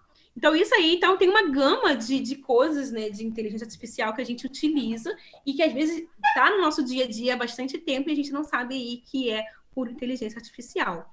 E uma coisa importante também que muda muito o nosso cenário, muda muito o nosso dia a dia, né? Como eu já falei na aula passada, né, tem muitas coisas que a gente vive hoje em dia que a gente não consegue viver sem. Principalmente celular. Quem aqui ainda consegue viver mais sem celular, né? Então, só para mostrar aí a evolução dessa tecnologia em relação à inteligência artificial. E na saúde aqui, né, que é o nosso foco, a inteligência artificial também atua muito, principalmente em atendimentos, né? Então, a gente tem aí alguns atendimentos robotizados, a gente tem também a telemedicina, né, que é o computador o médico falar de forma remota com o paciente. Desculpa. Então, isso também é um tipo de inteligência artificial. Aqui, o João mandou aqui o site, né? E a Amanda mandou a modelo. Depois vocês dão uma olhada. Também te vê aqui cirurgias para robôs, né? Que também isso já é bem aplicado, cirurgia robotizada, que também é inteligência artificial. E uma coisa importante também que a gente utiliza esse sistema inteligente para resolver cálculos e realizar pesquisas que poderão curar doenças. E aí que entra aí a nossa área genômica.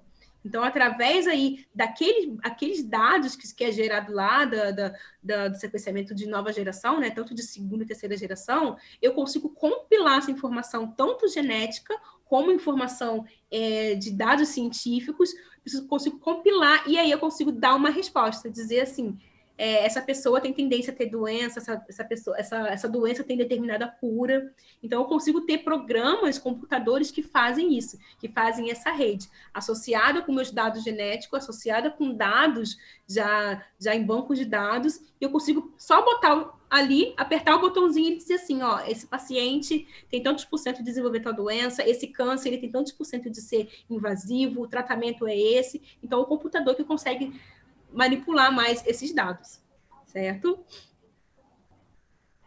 Deixa eu só passar aqui. Então, é muito usado aí na área genômica essa área aí de inteligência artificial. Então, como eu falei, com o aumento dos dados, né, a gente está vivendo aqui esse Big Data, que é o aumento de dados, que está gerando muito dados.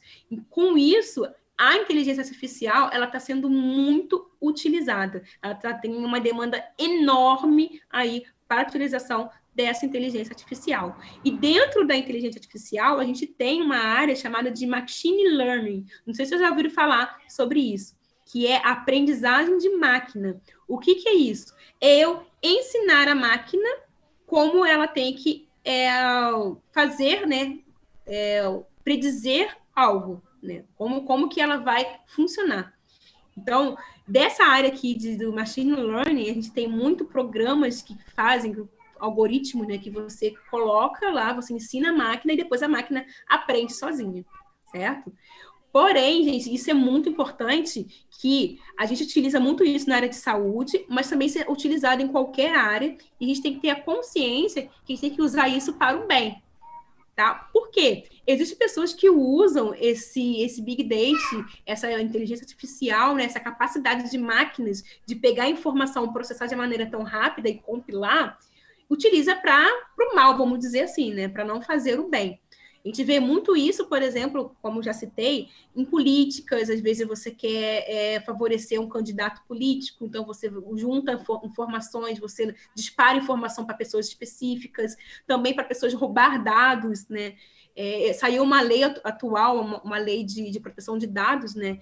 Saiu ano passado, se eu não me engano, que vai muito de encontro aí com esse aumento de dados, com essa inteligência artificial que é usada. Certo? Então, a gente tem que ter essa consciência que o uso da inteligência artificial, ela é benéfica para a humanidade, para a saúde, mas ela tem que ser usada de forma consciente, porque assim como ela é usada para um bem, ela também pode ser usada para o mal. Então, a gente tem que ter essa consciência aí, quando a gente fala aqui de inteligência artificial, principalmente aqui do Machine Learning, certo? Tem o caso de reconhecimento facial, ele ser menos efetivo para pessoas de determinadas raças. Aí isso era usado para, tipo, prender pessoas negras nos Estados Unidos. Esse foi um caso que eu descobri com uma deputada chamada Alexandria Ocasio-Cortez. Ela falou que, tipo, pessoas negras, elas eram confundidas com outras pessoas, outros criminosos, eles eram pegos numa câmera, reconhecidos por inteligência artificial e confundidos com outras pessoas negras. Isso acontecia muito mais recorrentemente com pessoas de determinada raça do que com pessoas brancas. Isso era muito... Sim, mas o que acontece? Essa tecnologia de reconhecimento facial, ela não é recente, né? Existem outras máquinas que faziam esse reconhecimento facial, sendo que a tecnologia mudou. Com o Machine Learning, mudou muito como a máquina aprende. Então, a máquina... Acho que eu até botei aqui na... cadê? Deixa eu ver se eu botei aqui. Ah, não botei, não. Então, a máquina, ela aprende como uma criança, né? Eu até botei aqui, ó. Ela aprende como uma criança. Então, por exemplo, antigamente, a inteligência artificial era como? Você dizia assim, reconhecimento de rosto. Ah, então você tem o nariz, você tem os olhos redondos, você tem a orelha, e a máquina, ela vai reconhecer aquilo e falar assim, ó, o que não for aquilo não é rosto, o que for aquilo é rosto. Então, antigamente, a inteligência artificial era assim. Hoje, com a Machine Learning, não é assim. Porque antes você ensinava para ela, ó, é isso ou não é aquilo. certo? Hoje não, hoje você dá alguns dados para ela, ele vai guardando. Então, às vezes, você dá um rosto, só isso aqui é um rosto, ele é beleza, isso aqui é um rosto, isso aqui é um rosto, então, isso aqui é um rosto. Então, ele vai guardando, ele vai aprendendo sozinho. Então, ele tem a capacidade de reconhecer qualquer tipo de rosto, porque ele tem aquela memória, né, dos rostos que ele já conheceu, certo? Então, o machine learning é isso, é você ensinar um pouquinho, como se fosse uma criança. Uma criança, como que a criança aprende? Uma criança não aprende você dizendo assim, ó, por exemplo, aquilo ali é um elefante. Ela não aprende assim, o elefante é rosa. Ela aprende olhando, né? Então, ela sabe, aquilo ali é o elefante. Outro fala assim, isso aqui é o elefante. Então, ela vai aprendendo olhando. Cada pontinho ela vai somando até ela concluir, aquilo ali é um elefante. Então, a máquina é a mesma coisa.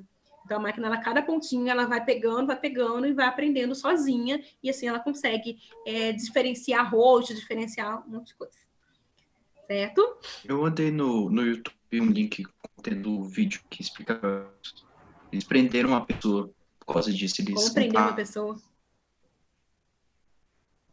Desculpa, ficou ruim o seu Apareceu. Desculpa. Eu vou deixar, é melhor. Tá. Uhum. E uma coisa importante quando a gente fala aqui dessa parte de inteligência artificial, de Big Data, né, é que há muita demanda por profissionais que sabem analisar dados. Por isso que eu falei lá, lembra que eu falei que o bioinformata, ele ganha mais que o médico? Porque realmente ganha, porque tem poucos profissionais nesta área. Então, assim, a inteligência artificial, ela é uma tecnologia, né, da ciência da computação, que é ampla, de várias áreas. E quando a gente pega essa inteligência artificial e joga para a área biológica, da área de ciência e saúde, ela vai virar aí a ciência da biotecnologia, né? Ou a biologia computacional. Então, mais voltada para a da ciência.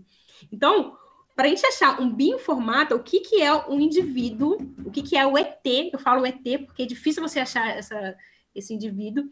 Bioinformata é aquele cara que sabe a ciência da computação, né, que sabe essa parte da ciência da computação e sabe a parte biológica.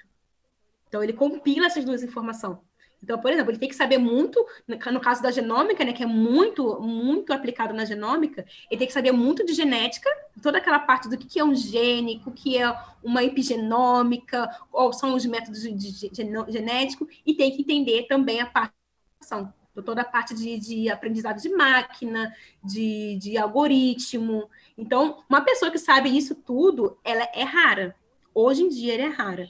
Mas tem crescido muito a procura aí por esses cursos. Eu sou uma pessoa que estou fazendo um curso de ciência da computação, tá? Voltada para a bioinformática, porque eu me vi a necessidade de aprender mais profundo, porque eu estou começando a trabalhar com coisas que está demandando eu entender a ensinar máquina, a trabalhar com isso, certo? Então, por isso que eu falo que na minha graduação eu não falava de bioinformática, eu nunca ouvi falar em bioinformática na minha graduação, eu me graduei, eu finalizei minha graduação em 2011. Hoje em dia, eu acho que todo mundo aqui já ouviu falar de bioinformática, ou já teve conhecimento sobre essa área de computação voltada para ciência e saúde, e eu acho muito importante vocês terem esse tipo de conhecimento durante a graduação, porque futuramente, lembra da aula passada, a profissão do futuro é analista de dados. E hoje o cara que tem essa expertise de saber área biológica e área da computação, ele é o cara que ganha dinheiro. E eu não estou falando de brincadeira, não, gente. No laboratório onde eu trabalhei, lá no INCA, tinha uma bioinformata. Ela era gladiada por todo mundo do INCA.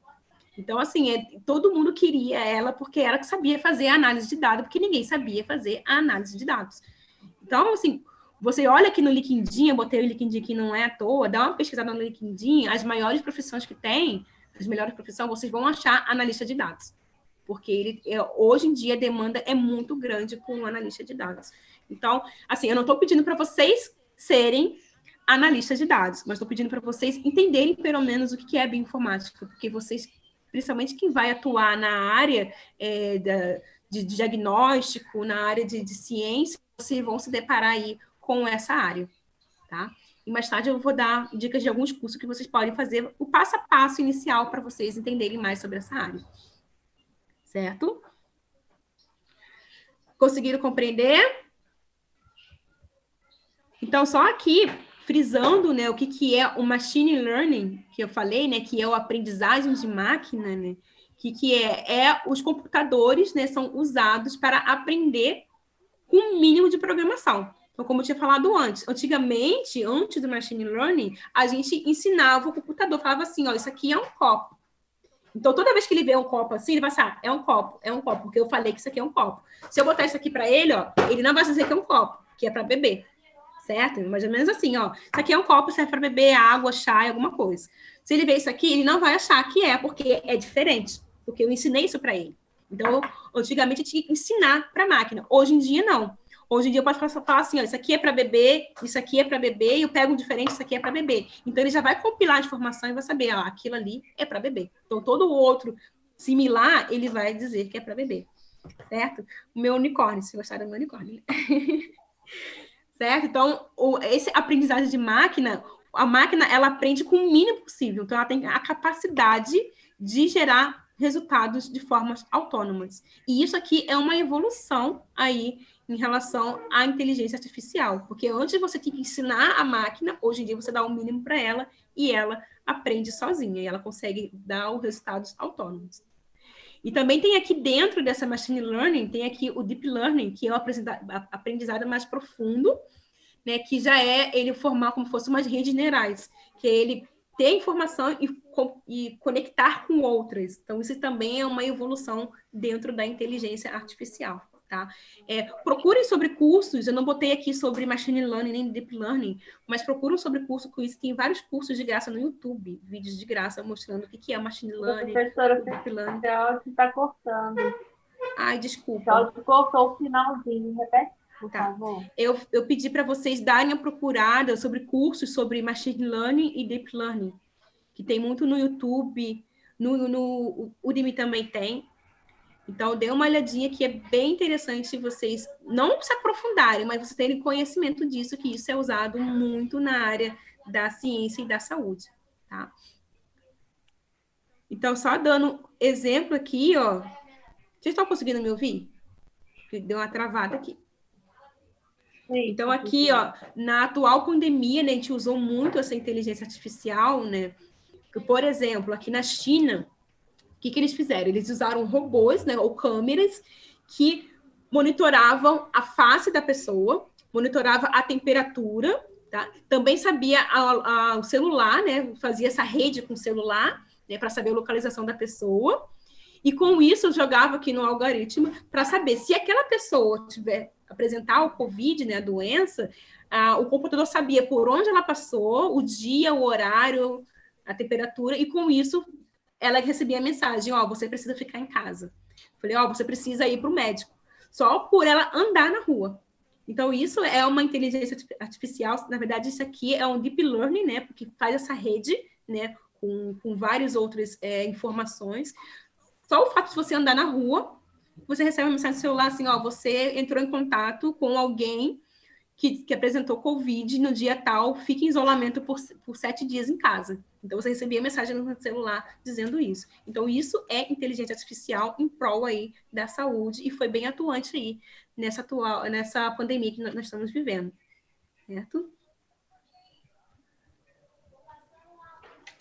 E outro exemplo aqui também, né, voltado aqui para essa análise preditiva, né? Você consegue, por exemplo, máquinas que fazem exames por imagem, já conseguem rastrear, através só da imagem, consegue rastrear alterações e isso jogar numa rede, né, uma rede de informação, né, uma rede neural, como a gente fala, e assim, compilar com dados genéticos e já dizer assim, ó, essa pessoa tem 80% de câncer, de ter resposta à quimioterapia, de tal medicamento. Então, isso é inteligência artificial, certo? Principalmente esse deep learning que você juntar informações.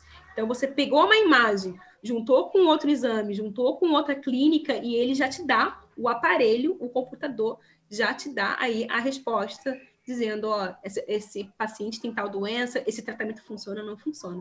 Então, isso entra muito lá naquela medicina preditiva que nós vimos.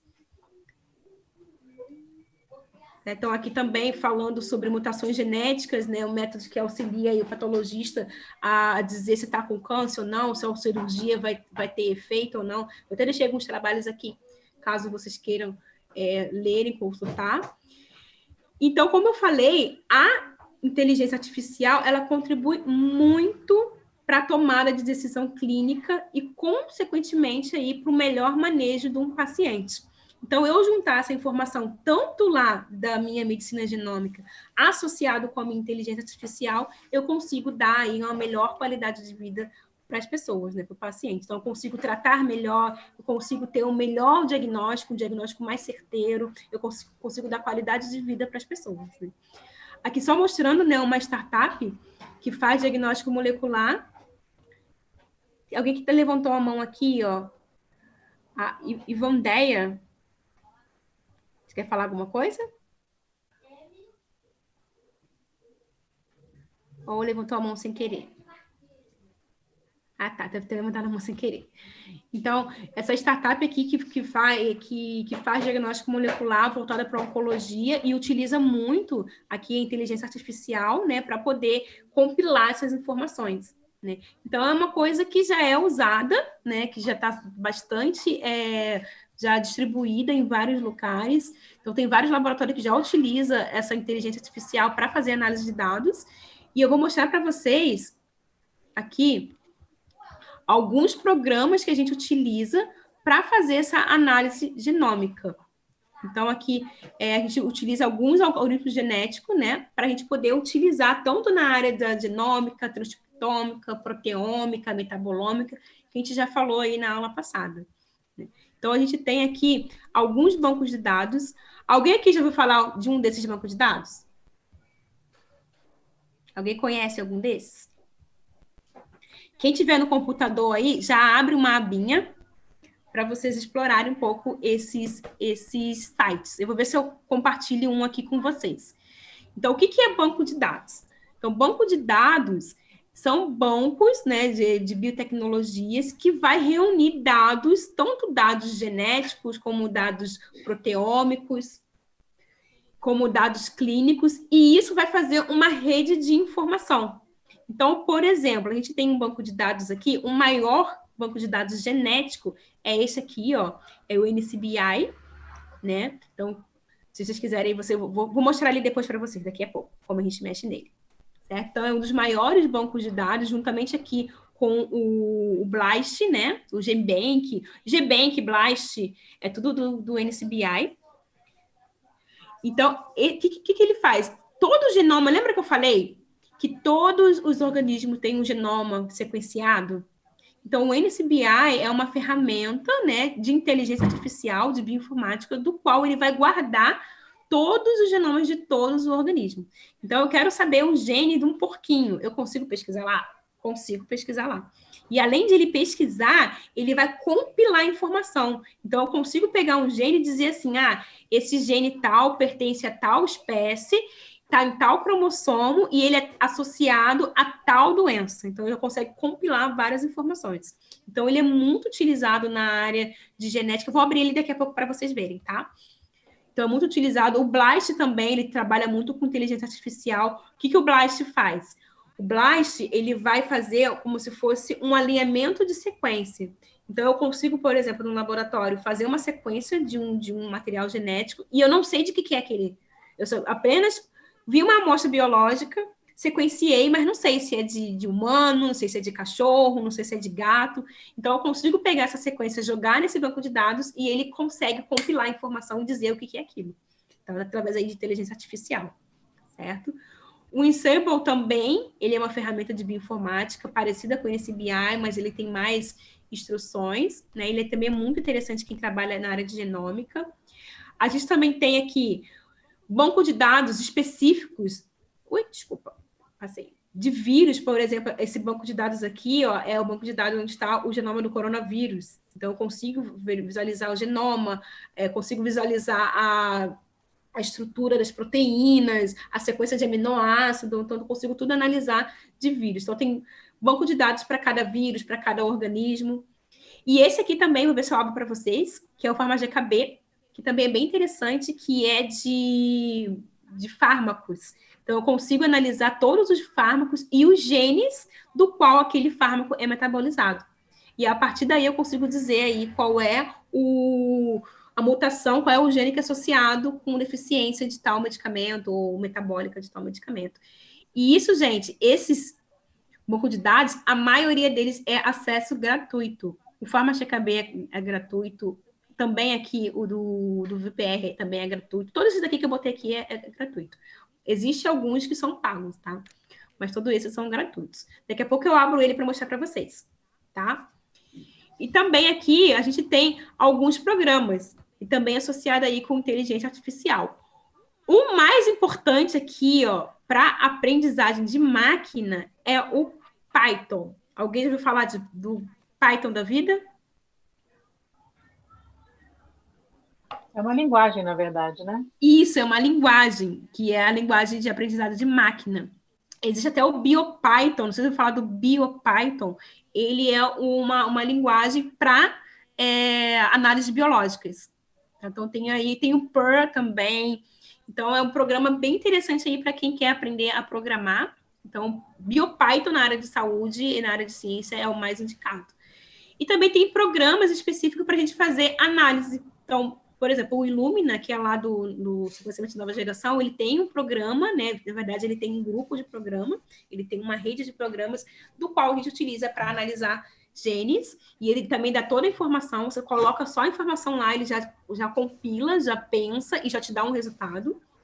Também tem esse daqui, ó, do Vard Station, que é lá do Hospital Albert Einstein, né? Na verdade, o Hospital Albert Einstein também é um centro de pesquisa. Então, também é muito, muito interessante essa ferramenta. E também tem outras ferramentas que a gente utiliza aqui para fazer essa análise genética, análise biológica. Ah, sim. Eu vou mostrar para você, João, um curso de Python que você pode fazer, que é bem legal, tá? Só voltando aqui, eu vou ver se eu compartilho aqui com vocês. Espera aí. Deixa eu só... Eu acho que eu pausei. Não pausei não. Compartilhar com vocês o NCBI, para vocês saberem aí o que é o... Acho que eu tô com ele aberto aqui. Que é muito interessante, assim, eu adoro falar sobre o NCBI, porque vocês ficam viajando, a gente fica viajando nos genes, é bem interessante. Alguém que já mexeu no NCBI? Alguém conhece esse banco de dados? Sim, sabe mexer nele todo? Então, o NCBI, como eu falei, ele é um banco de dados, né, de biotecnologia, e a partir dele, você está conseguindo ver minha tela aqui? Estão conseguindo? Ah, tá. Então, a partir dele, você consegue fazer buscas aí de vários genes, não só genes, até artigo científico, né? O PubMed, ele está dentro aqui do NCBI, não sei se vocês já pesquisaram artigo científico, então a gente consegue pesquisar aqui no NCBI. Deixa eu só ver que a minha internet está uma loucura, né, gente? Então, se vocês olharem aqui, ó, o PubMed, cadê? Ele está aqui. Então, quando a gente quer pesquisar artigo científico, a gente vem aqui no PubMed. E aqui tem uma pesquisa que a gente vê aqui, ó, de gene, certo? Gene ou genoma. Então, por exemplo, eu vou pesquisar um gene. Então, fale aí um gene que vocês queiram pesquisar. Dê um exemplo de um gene. Hein? Ó, a colega botou ali, ó. O NTR1, tá? Certo? Então, a gente vai pesquisa aqui.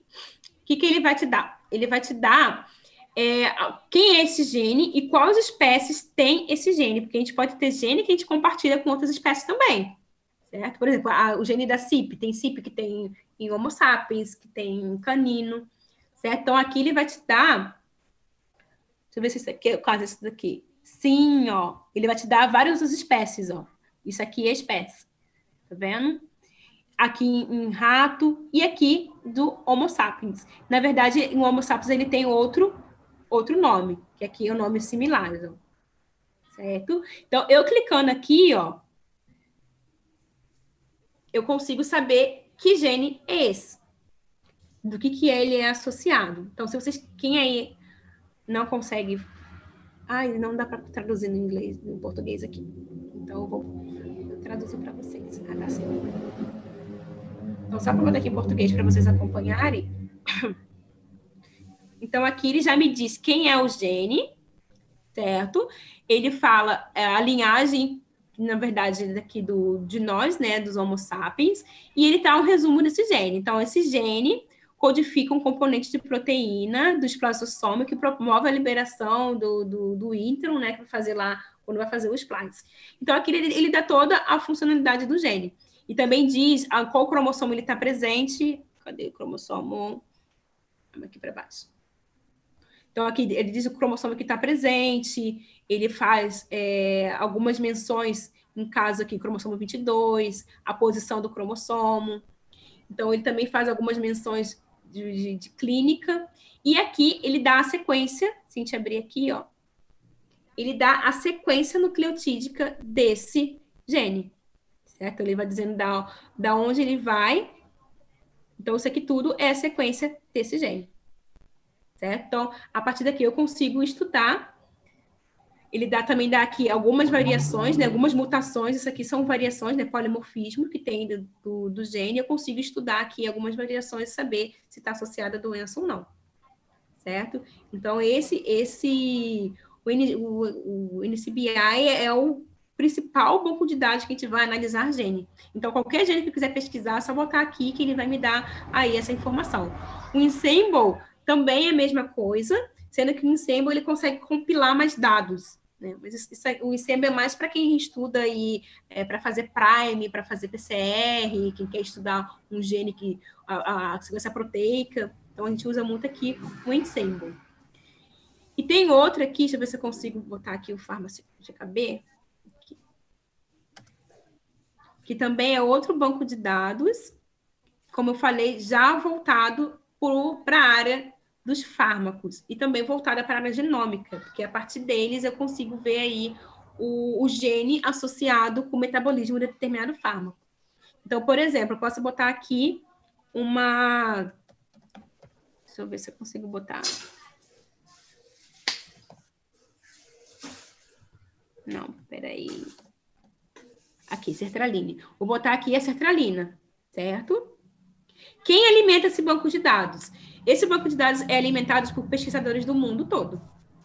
Tá? Então, por exemplo, algum pesquisador fez uma pesquisa sobre um gene, associou a determinada doença, sequenciou o gene, ele alimenta o banco de dados. Ele é mundial. Tá? Obviamente que tem um grupo de bioinformática específico que vai filtrando aí o que é relevante e o que não é relevante, mas os dados, ele é mundial, tá? Então, por exemplo, aqui, a sertralina. Então, a sertralina, ele vai me dizer aqui quem é a sertralina, principalmente vai me dar a estrutura química, quem é de farmácia aqui, ó, é ótimo esse banco de dados, mas o que me interessa é isso aqui, ó, anotações clínicas. Certo? O que ele vai me dizer aqui em anotações clínicas? Ele vai me dizer os genes que estão associados, os genes ou variações que estão associadas aqui com a sertralina, certo? Então, eu consigo entrar aqui, ó, e dizer, por exemplo, uma pessoa que tem lá aquele gene, que é daqui, eu lembro que eu falei das CIPs, que está sempre associada com o metabolismo, então ela me diz pessoas com determinadas mutações, deixa eu botar aqui em português para vocês verem. Então, pessoas com determinadas mutações, como que elas devem ser tratadas. Então, assim, pessoas com esse fenótipo aqui, né, na verdade, com esse genótipo, que são tratadas com sertralina, podem ter concentrações plasmáticas da droga corrigida com dose em mais baixas ou de depurações aumentadas da comparação com pacientes normais, vamos dizer assim. Então, aqui ele já te dá um dado clínico. Então, lembra que eu falei que a inteligência artificial ela vai compilar dados? Aqui ele já te fala uma mutação em um gene, o que tem de alterado e qual a sua conduta que tem que fazer. Então, isso aqui é ótimo para quem, por exemplo, está montando um painel de farmacologia. Então, eu estou lá na sertralina, estou querendo administrar sertralina para o meu paciente, fiz um teste genético, o que será que esse gene com essa mutação vai dizer para o paciente em relação à sertralina? Então, eu venho aqui e consigo consultar isso. Isso aqui é um banco de dados de uma inteligência artificial, certo? Que vai compilar aí os dados e vai botar tudo em banco de dados, certo? Obviamente, gente, isso aqui é só um exemplo que eu estou mostrando para vocês. Existe diversos bancos de dados que compilam informação. Então, isso aqui estou mostrando, claro, só o que eu conheço, mas existem vários outros que eu também não conheço, porque são áreas que eu não atuo muito, mas fica só a dica para vocês entenderem que banco de dados é uma gama de informação que tem e vai depender muito do que a gente for trabalhar, certo? Deixa eu só ver a mensagem aqui. Sim, isso é muito importante, Felipe. Isso é muito importante, a coisa que o Felipe botou ali. Ó. Os laboratórios que fazem sequenciamento, né, tipo lá a genética, aqui de laboratórios que fazem perfil genético, de nutrogenômica, os relatórios que ele envia são baseados nesse banco de dados? Sim. Por quê? Esses bancos de dados, eles são montados por evidência clínica. Deixa eu só voltar aqui. Ó. O que é evidência clínica? É números de estudos que associou aquele gene ou aquela condição, certo? Então, que nem aqui, ó. Isso aqui é o nível, tá vendo? O nível de evidência.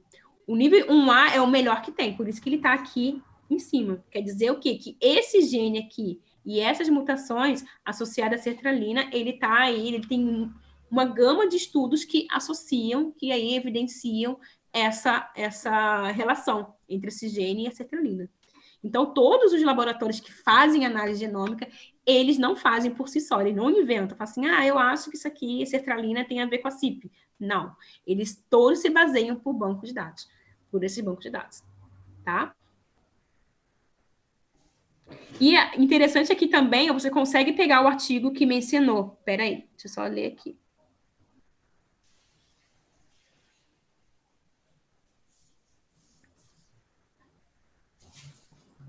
Sim. Se tem arquivo, tem sim.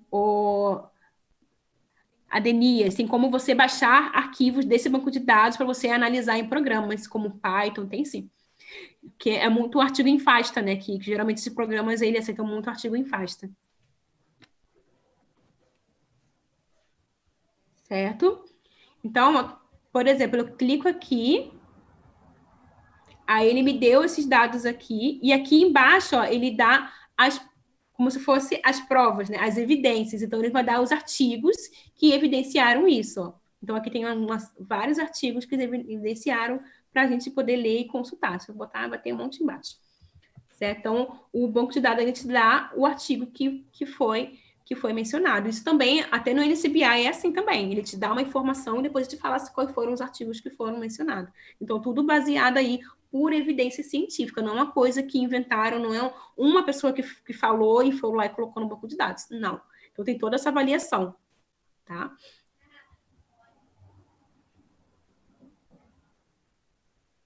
Como assim número de acesso, Isabela? Sim, tem banco de dados que eles colocam os mais acessados primeiros. Tá? É muito assim, por nível de evidência e depois os mais acessados. Tá? Vocês conseguiram compreender o que é a importância da inteligência artificial para a área da ciência, principalmente para essa área da genômica? Deixa eu ver aqui, deixa eu voltar a compartilhar aqui a minha tela. E também como que funciona esses bancos de dados, que é a ferramenta, se vocês tiverem aí tempo, oportunidade, dá uma olhadinha nesses bancos de dados, dá uma mexida, que é bem interessante, vocês vão aprender muito com as informações que tem nesse banco de dados. E lembra que esse banco de dados nada mais é aí do que a inteligência artificial, né, fazendo aí essa compilação de dados. Gente, eu já passei da hora, mas a gente já está acabando, tá? Então, só para a gente finalizar aqui a nossa aula. Então, eu deixei aqui os primeiros passos, né? Como eu falei. Então, quem quiser se aprofundar mais nessa área de inteligência artificial, nessa área de bioinformática, eu deixei alguns cursos aqui para vocês, alguns pagos e outros gratuitos. Então, aqui, por exemplo, no YouTube, vocês vão encontrar umas aulas gratuitas sobre inteligência artificial em saúde. Se não me engano, tem umas 15 aulas, assim, é bem legal, tem lá. Também aqui na UFMG, que é a Federal lá de Minas Gerais, tem um curso de introdução à programação. Eu fiz esse curso também aqui, adorei. tá? Ele é em torno de 200 e pouco, se eu não me engano, mas tá para passar lá no cartão, tá? E é bem legal, assim. Agora esse curso está mais caro. Tá mais caro? Ah, quando eu fizer as Mas ele é bem interessante, assim, quem está querendo começar aí, os primeiros passos dessa biologia, da bioinformática, eu aconselho muito fazer esse curso. Também tem esse daqui, Introdução à Bioinformática, que saiu errado, com BioPython, né, aqui daquele o DMI, né, isso aqui é em torno de R$50, R$49 você consegue fazer esse curso. Também tem esse aqui do Albert Einstein. Esse aqui é um pouquinho mais caro, acho que ele está em torno de R$400, R$500, tá? Mas ele também é interessante sobre inteligência artificial e Big Data, aqui do Albert Einstein. E também aqui do VarioStation. O VarioStation também tem um canal no YouTube, coloca vários vídeos relacionados com bioinformática, mas também eles dão cursos. Eu fiz um deles sobre o uso de BioPython para análise de diagnóstico. E foi um curso de 3 dias, foi em torno de R$200, mas é bem interessante, mas vale a pena. Mas também tem uns videozinhos no canal do YouTube que tem como vocês acessarem aí e vocês entenderem. Professora. Oi. A professora que faz o curso no FMG, ela também tem canal no YouTube. Sim. Que é o Online Bioinformática, que é Online Bioinfo. Online Bioinfo. Sim, a professora é a Raquel, isso mesmo. A Raquel, ela é muito querida. E ela também tem um canal ela também tem uma página no Instagram. Se quiser, vocês seguem ela lá. Que é Online Bioinfo. Tá? Que ela tem muita informação lá que ela coloca sobre a bioinformática. Ela tem um canal no YouTube que ela deu uma palestra falando sobre o uso da bioinformática na pandemia, para você ver drogas, né? Como que você achar um fármaco contra o SARS-CoV-2, você utiliza muito a bioinformática para isso. Então, assim, eu recomendo muito para vocês, tá? E para a gente finalizar aqui, né? Considerações finais, né? Então, como eu falei, eu vou ficar até hoje no curso. Próxima semana vocês terão aula com outros professores. Mas eu espero aí que vocês tenham compreendido, né? Eu espero que a missão foi cumprida, seja sido cumprida, e de passar informação para vocês sobre a importância que é a gente olhar aí para a genética, principalmente para essa medicina personalizada, né? Para essa nova cara da medicina, voltada para essa área genética, e também acender uma fagulha em vocês sobre a bioinformática em si, a inteligência artificial e como a gente utilizar isso aí para o bem, né, para o bem da saúde, para a qualidade de vida das pessoas. Então, eu espero de coração que vocês tenham compreendido. Qualquer dúvida, então, eu deixei o meu e-mail para vocês, tá? Vocês podem entrar em contato comigo. Também, se quiserem dicas de outros cursos, quando eu fizer o curso, eu vou mandar para vocês lá. Eu tenho o e-mail de vocês, eu mando para vocês quando eu fizer um curso. Talvez será online também, tá?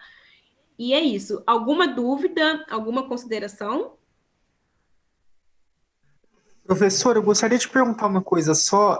Onde estão ficando as aulas gravadas? Tá, eu vou enviar para vocês a aula gravada por e-mail, tá? Eu vou colocar no YouTube e vou mandar por e-mail. Ok, e mais uma coisinha, porque a São Judas estava tendo problemas, né? Eu e minha amiga, por exemplo, nós só recebemos o link da aula hoje, nós não conseguimos acessar a aula da semana passada de jeito algum. A gente vai ter algum problema para pegar o certificado, alguma coisa assim? Eu só pedi que vocês colocassem no formulário, eu botei aqui de novo no chat o formulário da presença de hoje, coloquem isso em observação, que eu vou reportar para os responsáveis do curso de extensão, eu estava com esse problema, tá? Então, é que eu preenchi o formulário já cedo e eu não, na observação eu não coloquei nada. Tenta preencher de novo e coloca, só para mim saber, também para mim saber quem teve esse problema, quem começou hoje, quem teve esse problema aí em relação ao link. Aí a senhora enviaria o link da primeira, o vídeo da primeira aula também, para a gente assistir. Tá, eu vou botar. Tá bom, então vou tentar preencher de novo. Muito obrigado, professor. Tá, ok. Mais alguma coisa, gente? Pro, Oi. eu queria saber dica de estágio. Sim, aonde você mora? Eu moro em Santo André. Santo André. É São Paulo? Isso. Então, estágio na área de genética, está dizendo? Sim. O que aconselho vocês? Tanto quem mora em São Paulo ou qualquer região do Brasil. A gente sabe que a pesquisa voltada para essa área de genética é muito concentrada em universidades públicas, né? Então, eu aconselho para vocês, se vocês querem mesmo se aprofundar, querem fazer talvez uma pós-graduação, um mestrado, doutorado, que vocês entrem em sites, né, das universidades, nos programas de pós-graduação, vejam quais são as linhas de pesquisa que tem, vejam com que vocês se identificam, né, que geralmente tem lá a descrição de todas as pesquisas, e entrem em contato com os professores, com os coordenadores. Então, a maneira de você arrumar estágio é vocês metendo as caras, é vocês ir correndo atrás, mandando e-mail. Então, a dica que eu dou para vocês é essa, porque já conheci muitos alunos que conseguiram estágio assim. Então, foram lá, viram a linha de pesquisa, no site tem o e-mail dos professores, tem um currículo Lattes, então, olhem o currículo Lattes, vejam se o que o professor desenvolve é o que vocês querem, porque uma coisa muito importante é vocês estarem num lugar que vocês se sintam bem, numa área que vocês queiram realmente. Não aconselho fazer algo por tentar, eu quero saber se eu vou gostar ou não, porque o bom é a gente fazer o que a gente gosta, o que a gente se sente bem. Então, por isso é bom vocês darem essa pesquisada em linha de pesquisa, em laboratório, se realmente é aquilo que vocês querem. Se for aquilo, mandem e-mail.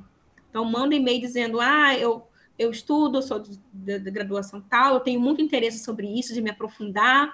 Então, mandem mesmo um e-mail falando que vocês estão interessados, porque os professores gostam disso. Os professores gostam aquele aluno que procura, aquele aluno que está ali ativo.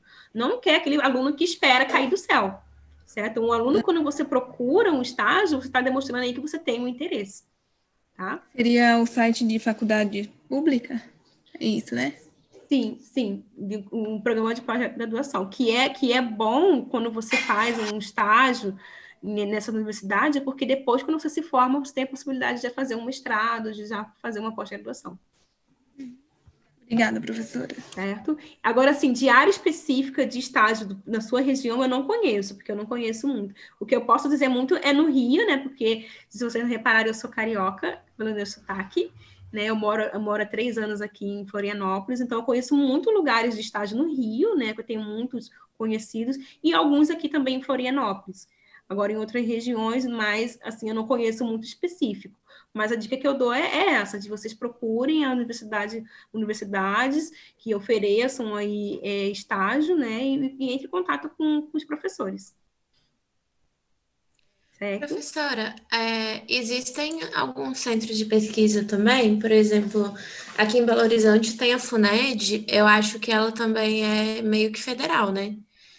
E daí, você acha que esse interesse ele pode ser manifestado também para esses centros de pesquisa? Sim, pode sim.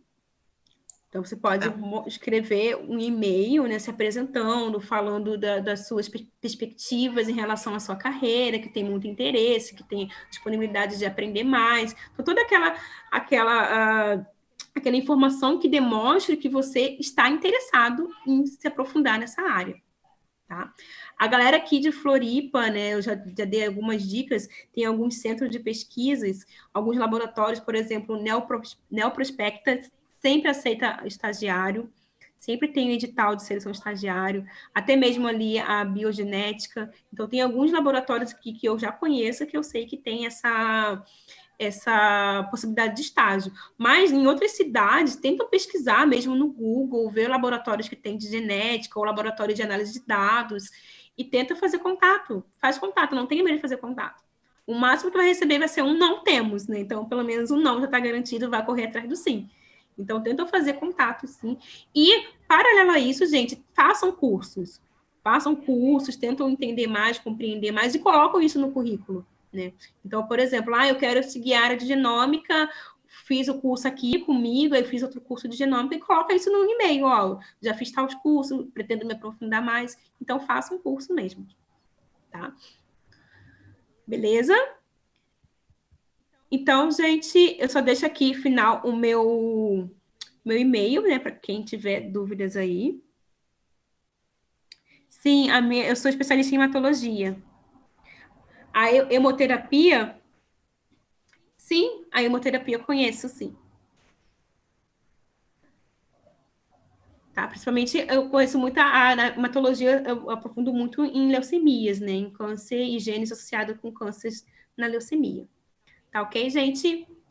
Então, se eu não quero pegar muito tempo de vocês, que já são 10h15, tá? Me perdoem aí pelo horário, tá? Então, eu quero agradecer vocês aí pela aula, tá? E espero futuramente estar presente com vocês de novo, ok?